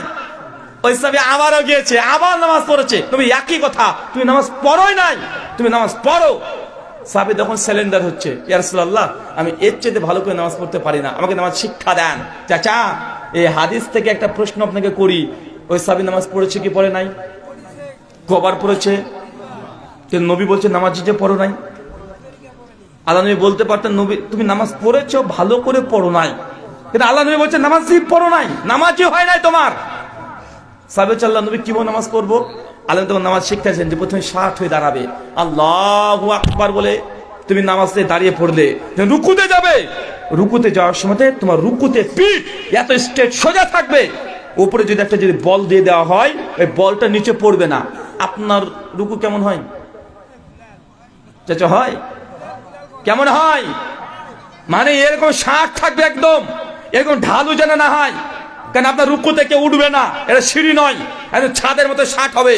রুকুতে ওইভাবে আপনাকে থাকতে হবে। রুকুর সময়তে পায়ের গোড়ালির দিকে তাকানো যাবে না। কোন দিকে তাকাবেন? যেখানে নাক আর কপাল থেকে সিজদার জায়গায়, ওইখানে ভূমিকম্প হয়ে যাক ওইখানে তাকাবেন আপনি। না যেন আপনি বলছেন আল্লাহু আকবার, ঘড়ি দেখছে, মানে কে পাশে আসলে একটু দেখে নিল, কে যে দাঁড়িয়েছে, এরকম আছে না নাই কথা বলেন? মানে নামাজ পড়ছে, কে পাশে আছে ও দেখে নিচ্ছে। দেখা যাচ্ছে একটু রুকু, ইমাম সাহেবের সঙ্গে নামাজ পড়ছে, ইমাম সাহেব একটু কিরাতটা বেশি ধরে ফেলেছে। যখন কিরাত বেশি ধরে ফেলেছে বা ইমাম সাহেব সিজদাতে গিয়ে লম্বা অনেক সময় ধরে উনি কি করছেন, উনি গিয়ে সিজদার দোয়া পড়ছে। মুসল্লি ভাবছে কি ব্যাপার, ইমাম সাহেব মরে গেল নাকি, উঠে না কেন? মানে ওর পাশে তাকিয়ে দেখে যে ইমাম সাহেব আছে না গেছে, যে না ইমাম সাহেব তো আছেই তো। ও তখন যদি না কাজ হচ্ছে না তখন এগুলো মুরব্বী আছে না নাই কথা বলেন? চাচা এগুলো নামাজ না বাদরামি? এই নামাজ না বাদরামি? আল্লাহ নবী বলছেন যে তুমি যখন নামাজ পড়েছিলে সেই সময় তোমার রুকু সিজদা ঠিক ছিল না, তুমি দুর্বল গতিতে রুকুতে গিয়েছো, সিজদায় গিয়েছো, এই যে নবী বলছে তোমার নামাজই হয় নাই। কেন?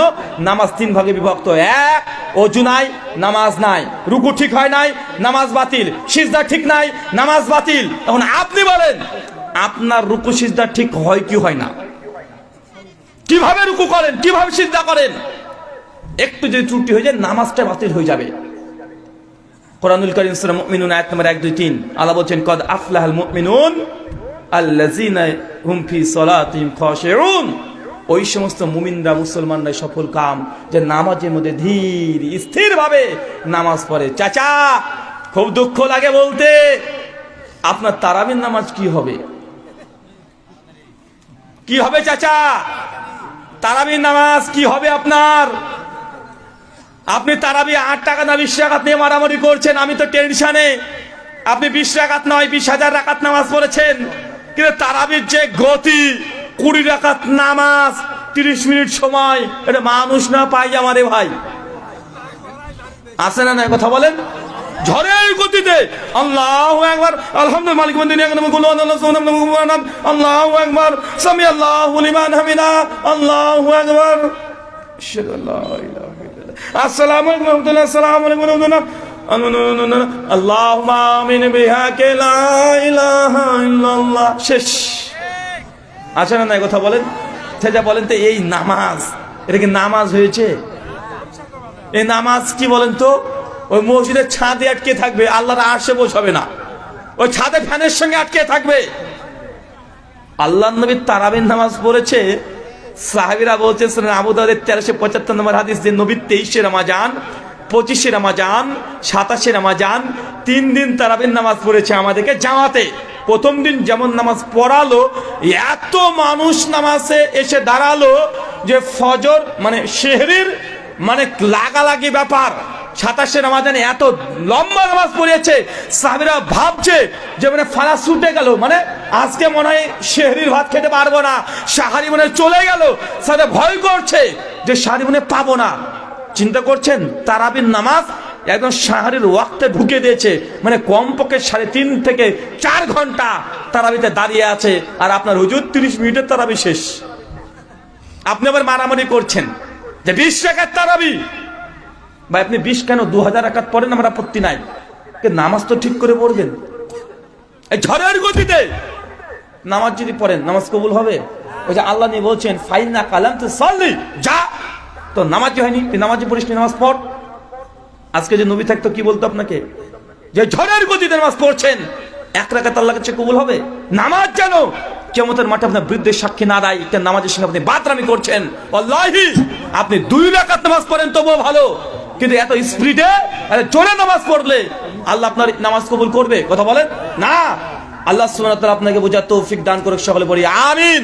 শামতে শুধু সালাত একটা ফজিলত দি, জাস্ট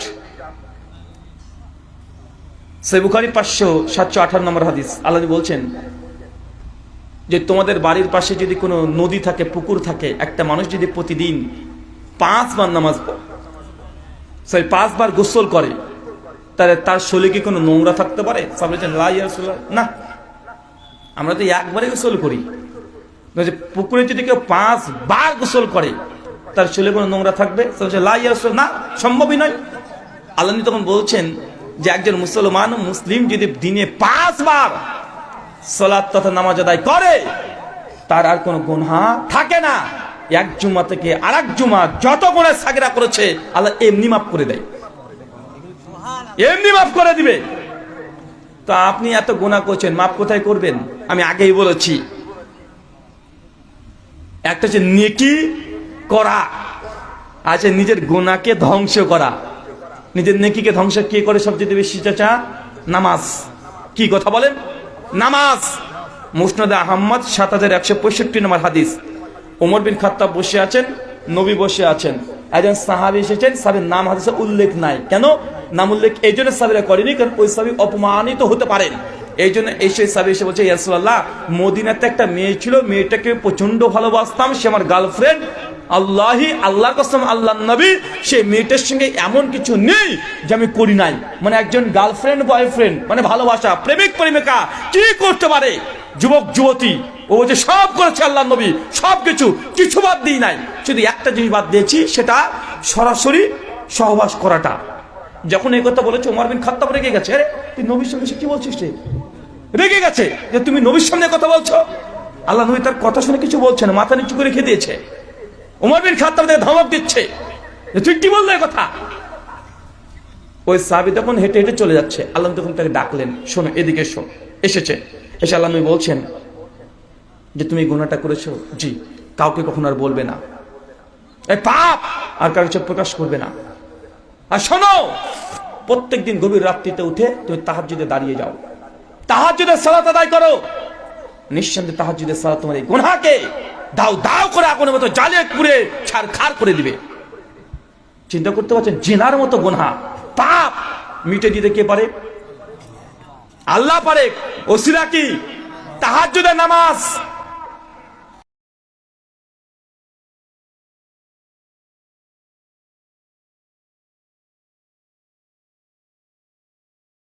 তাই যুবক তরুণ তরুণী যারা আছেন, গুনাহ যদি মাপ পেতে চান একটাই মাধ্যম নামাজ।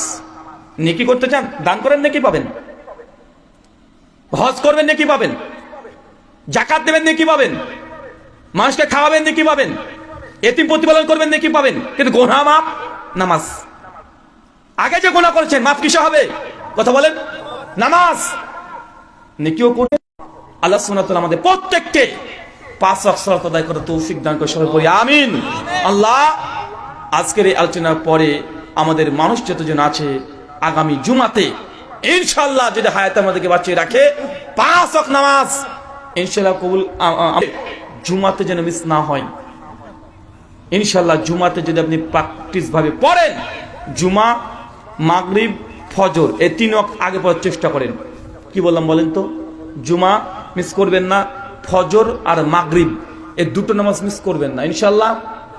আগামীকাল থেকে ইনশাল্লাহ পড়েন না 2 রাকাত, মানে 2 ওয়াক্ত পড়েন ইনশাল্লাহ, অটোমেটিক 3 ওয়াক্ত আপনাকে টানবে। কারণ নামাজ যা মিষ্টি জিনিস, একবার যদি বুঝে নেন যে রবের কাছে এই পিঠটাকে যদি 60 করে সিজদা করেন, কত দুঃখ কষ্ট যখন চলে যায়, কত যে অন্তর থেকে শান্তি প্রশান্তি চলে আসে। নামাজের মিষ্টতা যদি একবার হৃদয়ে ঢুকে যায়, নামাজ তখন ত্যাগ করতে মন চাইবে না। তখন ফজরের ঘুমিয়ে থাকাকে মনে হবে কি করছি, ঘুমিয়ে কি করছি। মসজিদে যার জন্য মন ছটফট করবে। আপনি নামাজকে যদি বুঝে নেন, আল্লাহ সুবহানাহু ওয়া তাআলা মা বোন সহ যারা যতজন এসেছে, প্রথমে আমাকে তারপর আপনাদের প্রত্যেককে 5 ওয়াক্ত সালাতকে হেফাজত করার তৌফিক দান করে। সকলে বলি আমিন। প্রশ্ন উত্তর হবে না ছুটি ঘন্টা? হ্যাঁ হবে?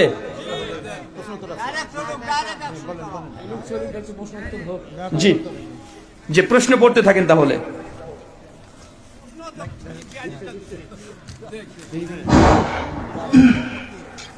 সালামু আলাইকুম। মহিলারা কি গ্রামে গ্রামে সভা করিতে পারবে? বাবা রে বাবা,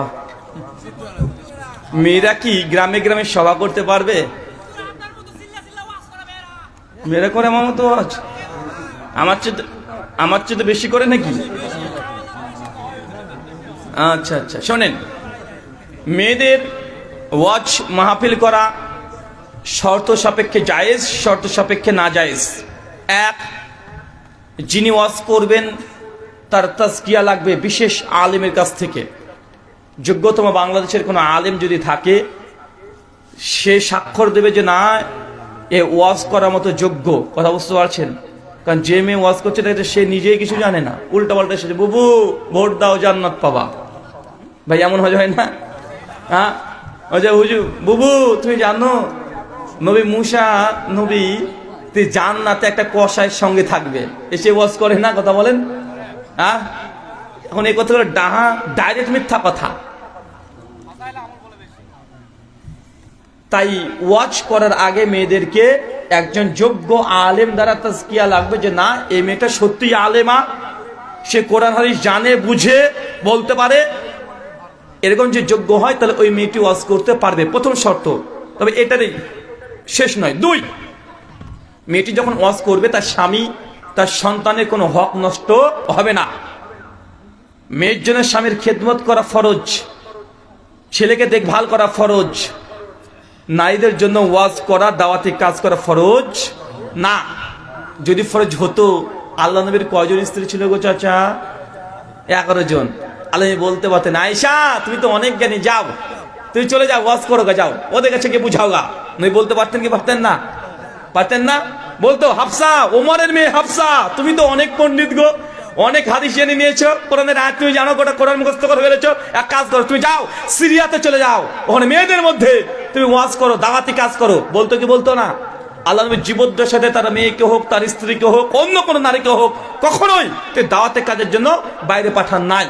3, যখন মেয়েটা ওয়াজ করবে সেই সময় সফর পরিমাণ রাস্তা যেন না হয়। কেমন? আপনার এলাকাতে একটা মেয়ে আছে, খুব দিনদার পরেজগার আলেম একজন মেয়ে, ওই মেয়ে নিজের বাড়িতেই বসে থাকবে, এলাকার মেয়েরা এসে শুধুমাত্র তার বাড়িতে এসে আলোচনা শুনবে, প্রশ্ন করবে। সহিহ বুখারী 101 নম্বর হাদিস, আম্মাজান আয়েশার কাছে এলাকার মেয়েরা ছেলেরা এসে আম্মাজান আয়েশাকে প্রশ্ন করতো যে আম্মাজান এই মাসালাটা কি হবে, আম্মাজান এই ব্যাপারে হাদিস কি আছে, আম্মাজান কোরআনের এই আয়াতের তাফসীরটা কি হবে। মা আয়েশা বাড়িতে থাকতেন, যার জরুরত সে এসে জিজ্ঞাসা করতো। কথাকে বুঝতে পারলেন? 4, যদি সফর পরিমাণ রাস্তা হয়েও যায় তাহলে স্বামী বা মাহরম সঙ্গে থাকতে হবে। 5, মেয়েটা যখন ওয়াজ করবে সেখানে কমপ্লিটলি শুধু মেয়েরাই থাকবে, কোনো পুরুষ থাকবে না। 6, সে ওয়াজগুলোকে সোশ্যাল মিডিয়াতে রেকর্ড করে ওপেন প্ল্যাটফর্মে দেওয়া যাবে না। 7, যখন ওয়াজ করবে সে আওয়াজ সাউন্ড সিস্টেম শুধু মেয়েদের মধ্যে সীমাবদ্ধ থাকবে, বাইরে যাবে না। কথা বুঝতে পারলেন? এই 7খানা শর্ত পূরণ করে কেউ যদি ওয়াজ করতে চায় করতে পারবে। একটা শর্ত যদি মিস হয়ে যায় তাহলে ওয়াজ করা জায়েজ নয়, না জায়েজ হবে। কথা বুঝতে পেরেছেন? পৃথিবীতে দেখেছেন না কত বড় বড় মুহাদ্দিস নারীরা আছে রে ভাই। আমাদের আয়েশার চেয়ে বড় আলেমা দুনিয়া থেকে জন্মাবে আর? সে দাওয়াতে কাজ করতে পারতো না, নবী তাকে পাঠাতে পারতো না। ফাতেমার চাইতে রাদিয়াল্লাহু তাআলা আনহা নবীর কন্যার চাইতে শ্রেষ্ঠ জ্ঞানী মেয়ার কি আছে? আল্লাহ নবী পাঠাতে পারতেন না? আলীকে বলতে পারতেন, আলী যাও তোমার স্ত্রী ফাতেমাকে নিয়ে তুমি পুরুষদের মধ্যে দাওয়াত দিবে, আর তোমার স্ত্রী নারীদের মধ্যে দাওয়াত দিবে। করতে পারতেন কি পারতেন না? পারতেন। করেছেন? ইতিহাস আছে? নাই। আপনার এত জরুরত কি? এলাকা থেকে পুরুষদের অভাব পড়ে গেছে। শুকরান। আমেরিকা হিজড়াদের তৃতীয় লিঙ্গ নিশ্চিত করেছেন, এই বিষয়ে ইসলাম কি বলে? আমেরিকা তৃতীয় লিঙ্গকে নিষেধ করেছে, ইসলাম কি বলে? দেখেন, ইসলামের তৃতীয় লিঙ্গ বলে কিছু নেই। প্রথম কথা, লিঙ্গ দুইটা, একটা পুরুষ একটা স্ত্রী। আপনি যেটাকে বলছেন যে এই যে হিজরা বা তৃতীয় লিঙ্গ, নারীও না পুরুষ না, এমন কিছু নাই। এটা মেডিকেল সায়েন্স বায়োলজি নিয়ে যারা পড়াশোনা করেছেন তারা জানেন। হ্যাঁ, কিছু মানুষের জেনেটিক্স কিছু প্রবলেমের কারণে, ডিএনএ কিছু প্রবলেমের কারণে বায়োলজিক্যাল কিছু ত্রুটি হয়ে যায়, বা হরমোনের কারণে তাদের একটু কিছু শরীরের গঠন পরিবর্তন হয়। কেমন কেমন হতে পারে কয়েকটা উদাহরণ দিই। দেখছি একটা ছেলে দেখতে ছেলে, তার সমস্ত কিছু ছেলে, তার লিঙ্গটা আছে সেটাও ছেলে, কিন্তু মেয়ে সুলভ আচরণ করছে, এমন পাওয়া যায় কি যায় না? মানে কথাবার্তা একটা মেয়েদের মতো, টন একটা মেয়েদের মতো। তো এটা কি ছেলে না মেয়ে? ছেলে। আবার অনেক মেয়ে আছে যে দেখা যাচ্ছে দেখতে মেয়ে, তার শারীরিক গঠন সব মেয়ে, মেয়েদের যেসব স্তন থেকে শুরু করে সমস্ত কিছু মেয়েদেরই আছে, কিন্তু পুরুষ পুরুষ ভাব আছে ভেতরে, একটু গোপন হয়তো বা উঠে গেছে, আছে না নাই? এটা কি? এটাও মেয়ে, এটা ছেলে না। কি করতে হবে? ডাক্তারের মাধ্যমে তাকে যে কোনো একটা সাইডে করে দিতে হবে। কি করতে হবে? যে অংশটুক বেশি আছে সেই দিকে, মানে লিঙ্গ যেই দিকে, সেই দিকে ট্রিটমেন্ট করতে হবে। এটা কেন হয়? এটা হওয়ার মূল কারণ হচ্ছে কোন পুরুষ, সেই পুরুষ এই জন্য তার শরীরে টেস্টোস্টেরন নামক একটা হরমোন তৈরি হয়। এই হরমোন যখন তৈরি হয়, শরীর যখন উৎপন্ন করবে এই হরমোন, পুরুষের কণ্ঠটা মোটা হয়ে যাবে, পুরুষের শক্তি বাড়বে, পেশি মোটা হয়ে যাবে, এই গোব্বের হবে। এগুলো পুরুষের কেন হয়? তার টেস্টোস্টেরন একটা হরমোন শরীরে উৎপন্ন হয়। কিন্তু কিছু কিছু মানুষ দেখতে পুরুষের মতো কিন্তু মেয়েদের মতো আচরণ কেন করে? কারণ তার এই হরমোন উৎপন্ন কম হয়। এবং তাকে এমন ট্রিটমেন্ট দিতে হবে যেন তার শরীরে অতিরিক্ত টেস্টোস্টেরন হরমোন তৈরি হতে থাকে। যত বেশি তৈরি হবে, সে আস্তে আস্তে আবার পুরুষের মতোই তার ভাব চলে আসবে। কথা কি বুঝতে পারলেন? আর যে মেয়েটা দেখতে মেয়েদের মতো, তার স্তন আছে, তার জনিপথ আছে মেয়েদের মতো, কিন্তু পুরুষের মতো স্বভাব আচরণ করছে, তার শরীরে ইস্ট্রোজেন হরমোনের ঘাটতি হচ্ছে। কি হচ্ছে? ইস্ট্রোজেন হরমোনের ঘাটতি হচ্ছে, টেস্টোস্টেরন বৃদ্ধি পাচ্ছে। কি করতে হবে? ট্রিটমেন্ট। এখন এই মেয়েটির ইস্ট্রোজেন হরমোন দিয়ে থেরাপি দেওয়া, যেটা বলে বাইরে থেকে কিনে দেওয়া করে, তার মধ্যে ছেলে পুশ করতে হবে, থেরাপি দিতে হবে, সেটাতে খাবার খাওয়াতে হবে যেন সে ইস্ট্রোজেন হরমোন বৃদ্ধি পাবে, আর আস্তে আস্তে নারী সুলভ তার মধ্যে আচরণ চলে আসবে। কথা কি বুঝতে পারলেন? তাই ইসলামে তৃতীয় লিঙ্গ বলে কিছু নেই। এটা পশ্চিমা মিডিয়া, পশ্চিমা বিশ্ব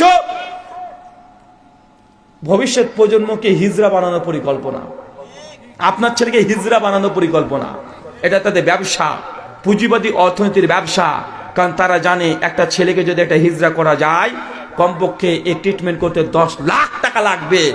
তারা এই দিয়ে টাকা ইনকাম করছে। এদের ট্রান্সজেন্ডার আছে না, ট্রান্সজেন্ডার, আমার বইয়ে লেখা আছে এই বিষয়ের উপরে। ট্রান্সজেন্ডার ভয়াবহতা, পরিণাম, অভিশপ্ত, এই ব্যাপারে আমার বই লেখা আছে। গত বছরের ট্রান্সজেন্ডার ইস্যু নিয়ে বাংলাদেশের তুলকালাম চলেছে, সেই সময়তেই প্রায় 100 পৃষ্ঠা বই রচনা করা হয়েছে, বিজ্ঞান দিয়ে, সায়েন্স দিয়ে, বায়োলজি, ডাক্তারদের বিভিন্ন নথিপত্র দিয়ে, এবং কোরআন হাদিস অনেক কিছু দিয়ে আলোচনা করা হয়েছে। বইটা সংগ্রহ করে পড়তে পারবেন। জি। যুক্তরাজ্যে যে অগ্নিকাণ্ড দেখা গিয়েছে, এটা কি কিয়ামতের আলামত হতে পারে? যুক্তরাষ্ট্রে এগুলো মূলত এখন লস অ্যাঞ্জেলেসে যে অগ্নিকাণ্ড ঘটেছে, প্রায় 16 কিলোমিটার দাও দাও করে দাবানল জ্বলছে, এগুলোকে কিয়ামতের আলামত না, নির্দিষ্টভাবে এইভাবে কোনো কিছু নাই। তবে হ্যাঁ, কিয়ামতের পূর্বে বেশি বেশি ভূমিকম্প হবে, অগ্নিসংযোগ হবে, এগুলো পাওয়া যায়, কিন্তু নির্দিষ্টভাবে দেখে ওটাকে বলতে পারবেন না এটা কিয়ামতের আলামত। কথা বুঝতে পারলেন? যতক্ষণ স্পষ্ট না আসছে। আর বাংলাদেশের মানুষ আমরা তো ডাইরেক্ট বলে দিই 2022-এ কিয়ামত হবে। ভাই বলেছিল না? তাই আমাদের আহলে সালেমরা বললো যেটা বাড়াবাড়ি হচ্ছে, এবার মানে কিয়ামতের ডেট তারিখ বলা এটা ভুল, চরম অজ্ঞতা। তখন আমাদেরকে গালি দিয়েছেন। তো 2022 তো 3 বছর আগে চলে গেছে, এখন তো বেঁচে আছি রে ভাই, বেঁচে আছি না চাচা? তো কিয়ামত কবে হবে? সহিহ বুখারী 6761 নম্বর হাদিস। একজন নবীর কাছে একজন সাহাবী বলছে, ইয়া রাসূলুল্লাহ, কিয়ামত কখন হবে? আল্লাহ নবী তখন বলছেন যে কিয়ামত তো যখন তখন হয়ে যেতে পারে, যদি ঘটে যায় তোমার প্রস্তুতি কি আছে, কি করেছো ইবাদত? এখন যদি কিয়ামত হয়ে যায়, কিয়ামত দুইটা। কিয়ামত কয়টা? একটা কিয়ামতের সুগরা, একটা কুবরা। সুগরা মানে কিয়ামতের ছোট কিয়ামত কোনটা? আপনার নিজের মৃত্যু, আপনি মারা যাবেন, এটা আপনার কিয়ামত। পুরো পৃথিবীর ধ্বংস হয়ে যাবে, মৃত্যু হয়ে যাবে, সৃষ্টি জগৎ ধ্বংস হয়ে যাবে, এটা কিয়ামতের কুবরা, বড় কিয়ামত।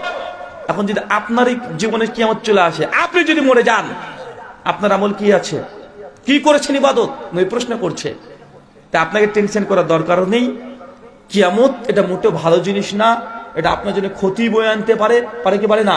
আল্লাহ বলছেন কখনো আযাবকে ডেকো না, যে অঞ্চলে প্লেগ রোগ হয়েছে সে অঞ্চলে যায়ও না, ওটা ফিতনা, ওখানে যায়ও না। আর যদি পৌঁছে যাও তো ফিরে আর আসবে না। তাই এই অপেক্ষা থাকার দরকার নেই। আপনার দায়িত্ব ইবাদত করা, আমল করা, তওবা, ইস্তিগফার।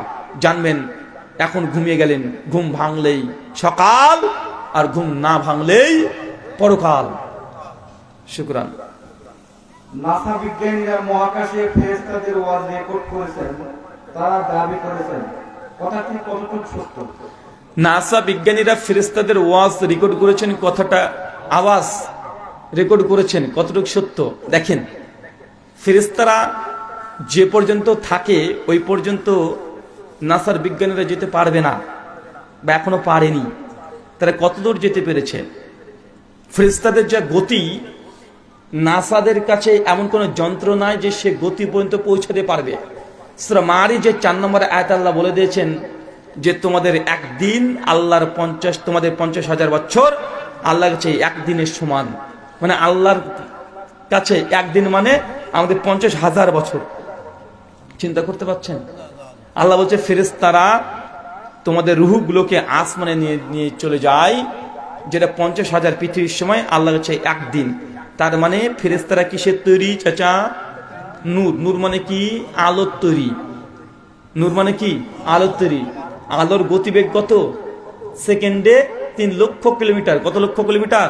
3 লক্ষ কিলোমিটার। ভাই বলেন তো, পৃথিবীতে এমন কোন যন্ত্র এখন আবিষ্কার করতে হয়েছে নাসারা যে আলোর গতিতে তারা ছুটতে পারবে? পারেনি, এখনো করতে পারেনি। অ্যালবার্ট আইনস্টাইন একটা বই আছে, দ্য থিওরি অফ রিলেটিভিটি। তিনিও বলেছেন কখনো যদি আমরা দুনিয়াতে যদি লাইটের গতিবেগে কোনো যন্ত্রকে আবিষ্কার করতে পারি, তাহলে আমরা সেই যন্ত্রের উপরে ভ্রমণ করে, টাইম ট্রাভেল করে আমরা এই পৃথিবীর প্রথম গ্যালাক্সিকে ভেদ করে দ্বিতীয় গ্যালাক্সিতে যেতে পারি। কিন্তু এখনো সেই যন্ত্র আবিষ্কার করতে তারা পারেনি।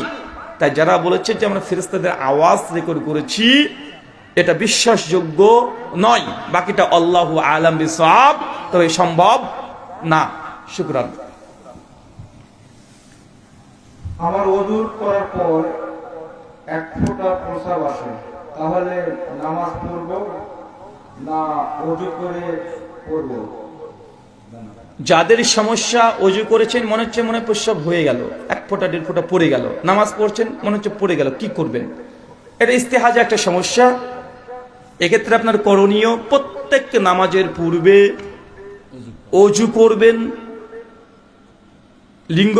প্রথমে লিঙ্গটাকে ধৌত করে একটা লিঙ্গের মধ্যে ন্যাকড়া তেনা এই কিছু জাতীয় জিনিস বেঁধে রাখা বা রেখে দেওয়া, যেন আপনার প্রস্রাবের ফোঁটা পড়লেও আপনার ডিরেক্ট আপনার শরীরের যে পোশাক আছে সেখানে না লাগে, না পড়ে। এই জন্য আগে প্রস্রাব করে লিঙ্গটাকে পরিষ্কার করে ধৌত করে তেনা বা ন্যাকড়া কোনো কিছু জাতীয় টিস্যু যা প্রয়োজন আপনার, আপনি রেখে দিতে পারবেন। তারপরে অজু করবেন, অজু করে দ্রুত নামাজ পড়ে নেবেন। কথা বুঝতে পারছেন? কিন্তু এই এক অজুতে একবারই নামাজ হবে।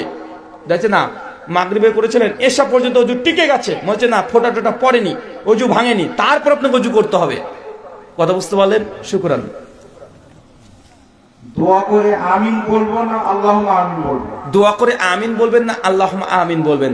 আমিন বলার হাদিসই সবচেয়ে বেশি। যখন দোয়া করেন তখন আমিন বলবেন। শুকরান।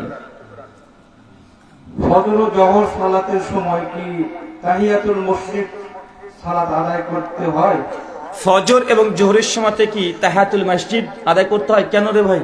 করতেই তো হয়। সহিহ বুখারী 440 নম্বর হাদিস, আল্লাহ নবী পরিষ্কার হয়ে বলেছেন, কেউ যদি মসজিদে প্রবেশ করে সালাতুল রাকাতাইন, 2 রাকাত নামাজ না পড়ে যেন কেউ না বসে, তাই সময় যদি থাকে 2 রাকাত সালাত আপনি আদায় করবেন।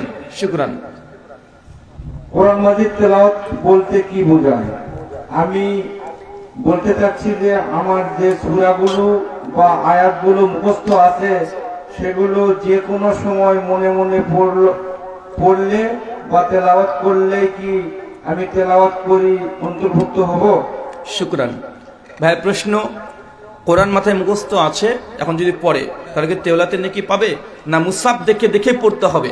জামে তিরমিজি হাদিস না 2910 আল্লাহ নবী বলছেন কেউ যদি কোরআন মাজিদের একটা অক্ষর আলিফ লাম মিম পড়ে, 3 অক্ষর পড়েছে 330 নেকি, যে শুনেছে তারও নেকি 330 তারও নেকি।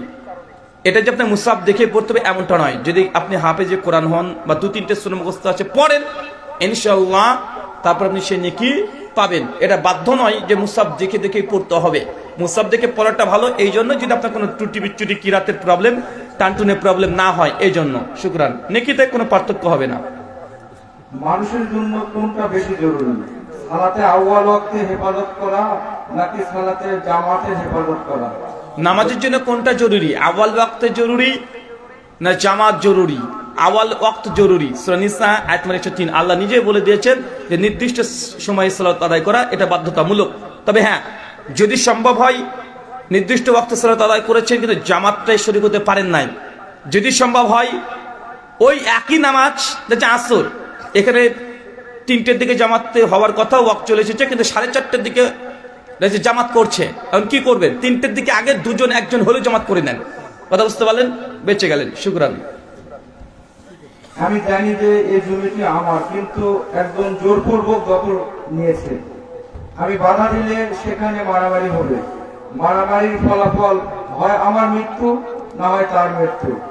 সেই ভয়ে আমি যদি তাকে কোনো বাধা না দিয়ে আমার জমিটাকে ছেড়ে দেই অথবা তার সাথে প্রতিবাদ করে আমার জমি আমি দখল নেই, তাহলে কি কোনো গুনাহ হবে? শুকরান, জাযাকাল্লাহ খায়রান। প্রথম কথা, ফিতনা থেকে দূরে থাকাটাই বেটার। 2, যে না আপনার সম্পদ প্রচুর, ওই একটা জমি চলে গেলে আপনার যাই আসে না, সেক্ষেত্রে এক মাসালা আদায় হচ্ছে যে না ওটাই আপনার সম্পদ, ওটাই শেষ। ওটা যদি না থাকে তাহলে আপনার ছেলে মেয়ে বউ ছেলে মেয়ে সবাই নিঃস্ব হয়ে যাবে। এক্ষেত্রে মাসালা আলাদা। 2টো হাদিস 2 রকমের বলে। এক সুনান আবু দাউদ 4800 নম্বর হাদিস 4800 আল্লাহ বলছেন কেউ হক জানার পরেও যদি মানে জানছেন এই জমিটা আপনার, কিন্তু এসে কে এসে ঝামেলা করছে না এটা আমার, আল্লাহ নবী বলছেন কেউ যদি ছেড়ে দেয় যা তুই হক তুই নিয়ে নে, যে দিয়ে চলে আসে, আল্লাহ নবী বলছেন বাইতুল ফিল জান্নাহ, ওই ব্যক্তির জন্য তাহলে জান্নাতে একটা ঘর দেওয়া হবে। কথা বুঝতে পারলেন? মানে সত্য হক পক্ষে জানার পরেও কেউ এসে এমনি ধরেন পায়ে পা লাগিয়ে ঝামেলা করার চেষ্টা করছে, আপনি তো ছেড়ে দেন, যা তুই খেয়ে বড় লোক হয়ে যা ছেড়ে দিলাম, যা আল্লাহ রাস্তায় ছেড়ে দিলাম, কিয়ামতের মাঠে দেখে নেবো। তাহলে আল্লাহ নবী বলছেন বাইতুল ফিল জান্নাহ, ওই ব্যক্তি জান্নাতে একটা স্পেশাল ভাবে ঘর পাবে। অনেক বড় ফজিলত না? অনেক বড় ফজিলত। তুই মানে 1 কাঠা জমি নিয়েছিস, নে জান্নাতে ঘর আছে, যা নিয়ে যা। কথা বুঝতে পারলেন না ভাইজান? 2, কিন্তু আপনি যদি না ওটা দিনে আপনার ওয়ারিশ আপনার ছেলে মেয়ে নিঃস্ব হয়ে যাবে, ফকির হয়ে যাবে, ওটাই শেষ সম্বল। আল্লাহ নবী বলছেন কেউ যদি তার নিজের সম্পদ রক্ষার জন্য যদি লড়াই করে, যদি মারাও যায়, তাহলে সেই ব্যক্তি শহীদের মর্যাদা পাবে। কথা বুঝতে পারলেন? এখন আপনি কোন পজিশনে সেটা দেখতে হবে, তারপরে সেইভাবেই অ্যাপ্লাই হবে যে কোন মেডিসিনটা কখন খাবেন। একটার পর 400, একটার পর 1000। জি। জামাতে সালাত আদায় করার সময় রুকু থেকে ওঠার সময় ইমামের সাথে সামি আল্লাহু লিমান হামিদা বলবে নাকি বলবে না? সামি আল্লাহু লিমান হামিদা ইমাম বলবে, মুক্তাদি বলবে কি বলবে না? মুক্তাদি কি শুধু রাব্বানা লাকাল হামদ হামদান কাসীরান তাইয়িবান মুবারাকান ফি এটা বলবে? দেখেন 2টো হাদিসে প্রমাণিত। সুনান নাসাঈতে আনাস বিন মালিক থেকে রিওয়ায়াত সহিহ সনদে প্রমাণিত আছে যে মুসল্লি যারা আছে তারাও সামি আল্লাহু লিমান হামিদা বলতে পারবে। একদম সহিহ সনদে প্রমাণ আছে। 2, এটাও প্রমাণিত আছে অনেক সাহাবী থেকে যে ইমাম বলবে সামি আল্লাহু লিমান হামিদা আর মুক্তাদি বলবে রাব্বানা ওয়া লাকাল হামদ হামদান কাসীরান তাইয়িবান মুবারাকান ফি, এটা মুসল্লি বলবে, এটা প্রমাণিত। তাই ইমাম যে মুসল্লি যদি সামি আল্লাহু লিমান হামিদা এটা ইমাম সঙ্গে সঙ্গে বলে এটা জায়েজ, এটা নাজায়েজ বিদআত নয়। সহিহ সনদে 3টে হাদিস বর্ণনা আছে। এই বিষয়ে শেখ নাসিরউদ্দিন আলবানী রাহিমাহুল্লাহ তার সিফাতে সালাতিন নবীতে ডিটেইল আলোচনা করেছেন। হ্যাঁ, বিশেষ একটা ঘোষণা বা বার্তা জানানোর জন্য বাংলা ভাষাতে যে সালাতুন সিফাতুস সালাতুন নবী একটা অনুবাদ হয়েছে না, শেখ আল্লামা নাসিরুদ্দিন আলবানির একটা দেখবে সিফাতুস সালাতুন নবী, যেটা সালাত সম্পাদনের পদ্ধতি, তৌহিদ প্রকাশনী থেকে আকরামুজ্জামান বিন আব্দুস সালাম মাদানী হাফেজাহুল্লাহ তিনি অনুবাদ করেছেন শেখ আল্লামা নাসিরুদ্দিন আলবানী। একটা বই আছে না নাই? আছে। এটা কিন্তু শেখ আলবানীর মূল গ্রন্থ নয়। সিফাতুস সালাতুন নবী যেটা মূল গ্রন্থ, ওইটা প্রায় 2500 পৃষ্ঠা। কত হাজার পৃষ্ঠা? 2500 পৃষ্ঠা। এই বইটা হচ্ছে মুক্তাসার করেছে। এটা মুক্তাসার মানে ছোট বই। তাই ওই বইয়ে ডিটেল শেখ আলবানী রহমাল্লাহ তিনি আলোচনা করেছেন এই মশালায়। শুকরান। চাচা কিছু বলছেন নাকি? কি বলছে? তুমি জোর করে খেলো আর কি, জোর করে খেলো কেউ যদি। কি খেয়েছে জোর করে? জমি জমি জমি জোর করে কেউ যে জমি মেরে দেয়? মাশাআল্লাহ। বলছে জোর করে কেউ নিয়ে নিয়েছে। চাচা কিয়ামতের মাঠে উঠবে, ও যদি 1 কাঠা জমি যদি মেরে দেয়, কিয়ামতের মাঠে আল্লাহ সুবহানাহু ওয়া তাআলা 7 গুণ সেই জমিটাকে তার কাঁধে উপরে চড়িয়ে দেবে। তার কাঁধটাকে 70 হাত আল্লাহ লম্বা করে দেবে, যেন সেই জমি কে দেখছে উট মেরে দিয়েছে, কে দেখছে টিন মেরে দিয়েছে। একটা টিন মারলে 7খানা টিন তার কাঁধে উপরে তুলে দিবে, যা মারবে দুনিয়াতে 7 গুণ আল্লাহ করে দিয়ে করে কিয়ামতের মাঠ তাকে ঘুরিয়ে নিয়ে বেড়াবে। সবাই দেখবে যে দেখ চিটার, দেখ বাটপাত, দেখ দেখ, সবাই দেখবে আর সবাই হাসবে। দেখ ও মেম্বার সাহেব এই কাজ করেছিলেন, টিন মেরে দিয়েছিলেন আমাদের, বস্তা বস্তা চাল গিয়েছে কোথায়? সব মেম্বার সাহেবের আর প্রধান সাহেবের কাঁধে সেদিন ঘোরাঘুরি করবে, সবাই দেখতে পাবেন। আজকে যাকে মনে করছেন অমুকের চরিত্র ফুলের মতো পবিত্র, সেই দিন দেখবেন বেটা কতগুলো গরু মেরে খেয়ে নিয়েছে, কতগুলো গরিব মানুষের টিন মেরে খেয়ে নিয়েছে। আছেন না কথা বলেন? জি। সন্তান হওয়ার পর যদি স্বামী স্ত্রীর মধ্যে তালাক হয়, তাহলে সন্তানের মালিক কে হবে, স্বামী নাকি স্ত্রী? সন্তান যদি তালাক দিতে, খরপোশ কে বহন করবে? খরপোশ তালাক যদি হয়ে যায়, যে সন্তান যে কোনো একটা সাইডে চলে আসবে। কার সাইডে চলে আসবে? যে কোনো একটা সাইডে। এখন মা যদি তালাক নেয়, খোলা তালাক, তাহলে ইসলামী আদল সিদ্ধান্ত দিবে। এখানে আমরা সিদ্ধান্ত দিতে পারবো না। এটা ইসলামী হুদুদ, এটা ইসলামী রাষ্ট্র যখন হবে, দুজনের মধ্যে দেখবে অনেক ম্যাটার আছে এখানে, তারপরে খরপোশের বিধান কি এটা জানানো হবে। তবে আমভাবে বাপকে খরপোশ দিতে হবে। তবে এমন কিছু শর্ত যদি থাকে, ওই শর্ত দেখার পরে সিদ্ধান্ত দিতে পারবে ইসলামী আদালত। এটা ক্রিমিনাল ল। এটা কি ল? কথা বলেন। এটা ক্রিমিনাল ল। ওইখানে গিয়ে সিদ্ধান্ত আসবে, এটা হুজুরের কাছে সিদ্ধান্ত হবে না। শুকরান।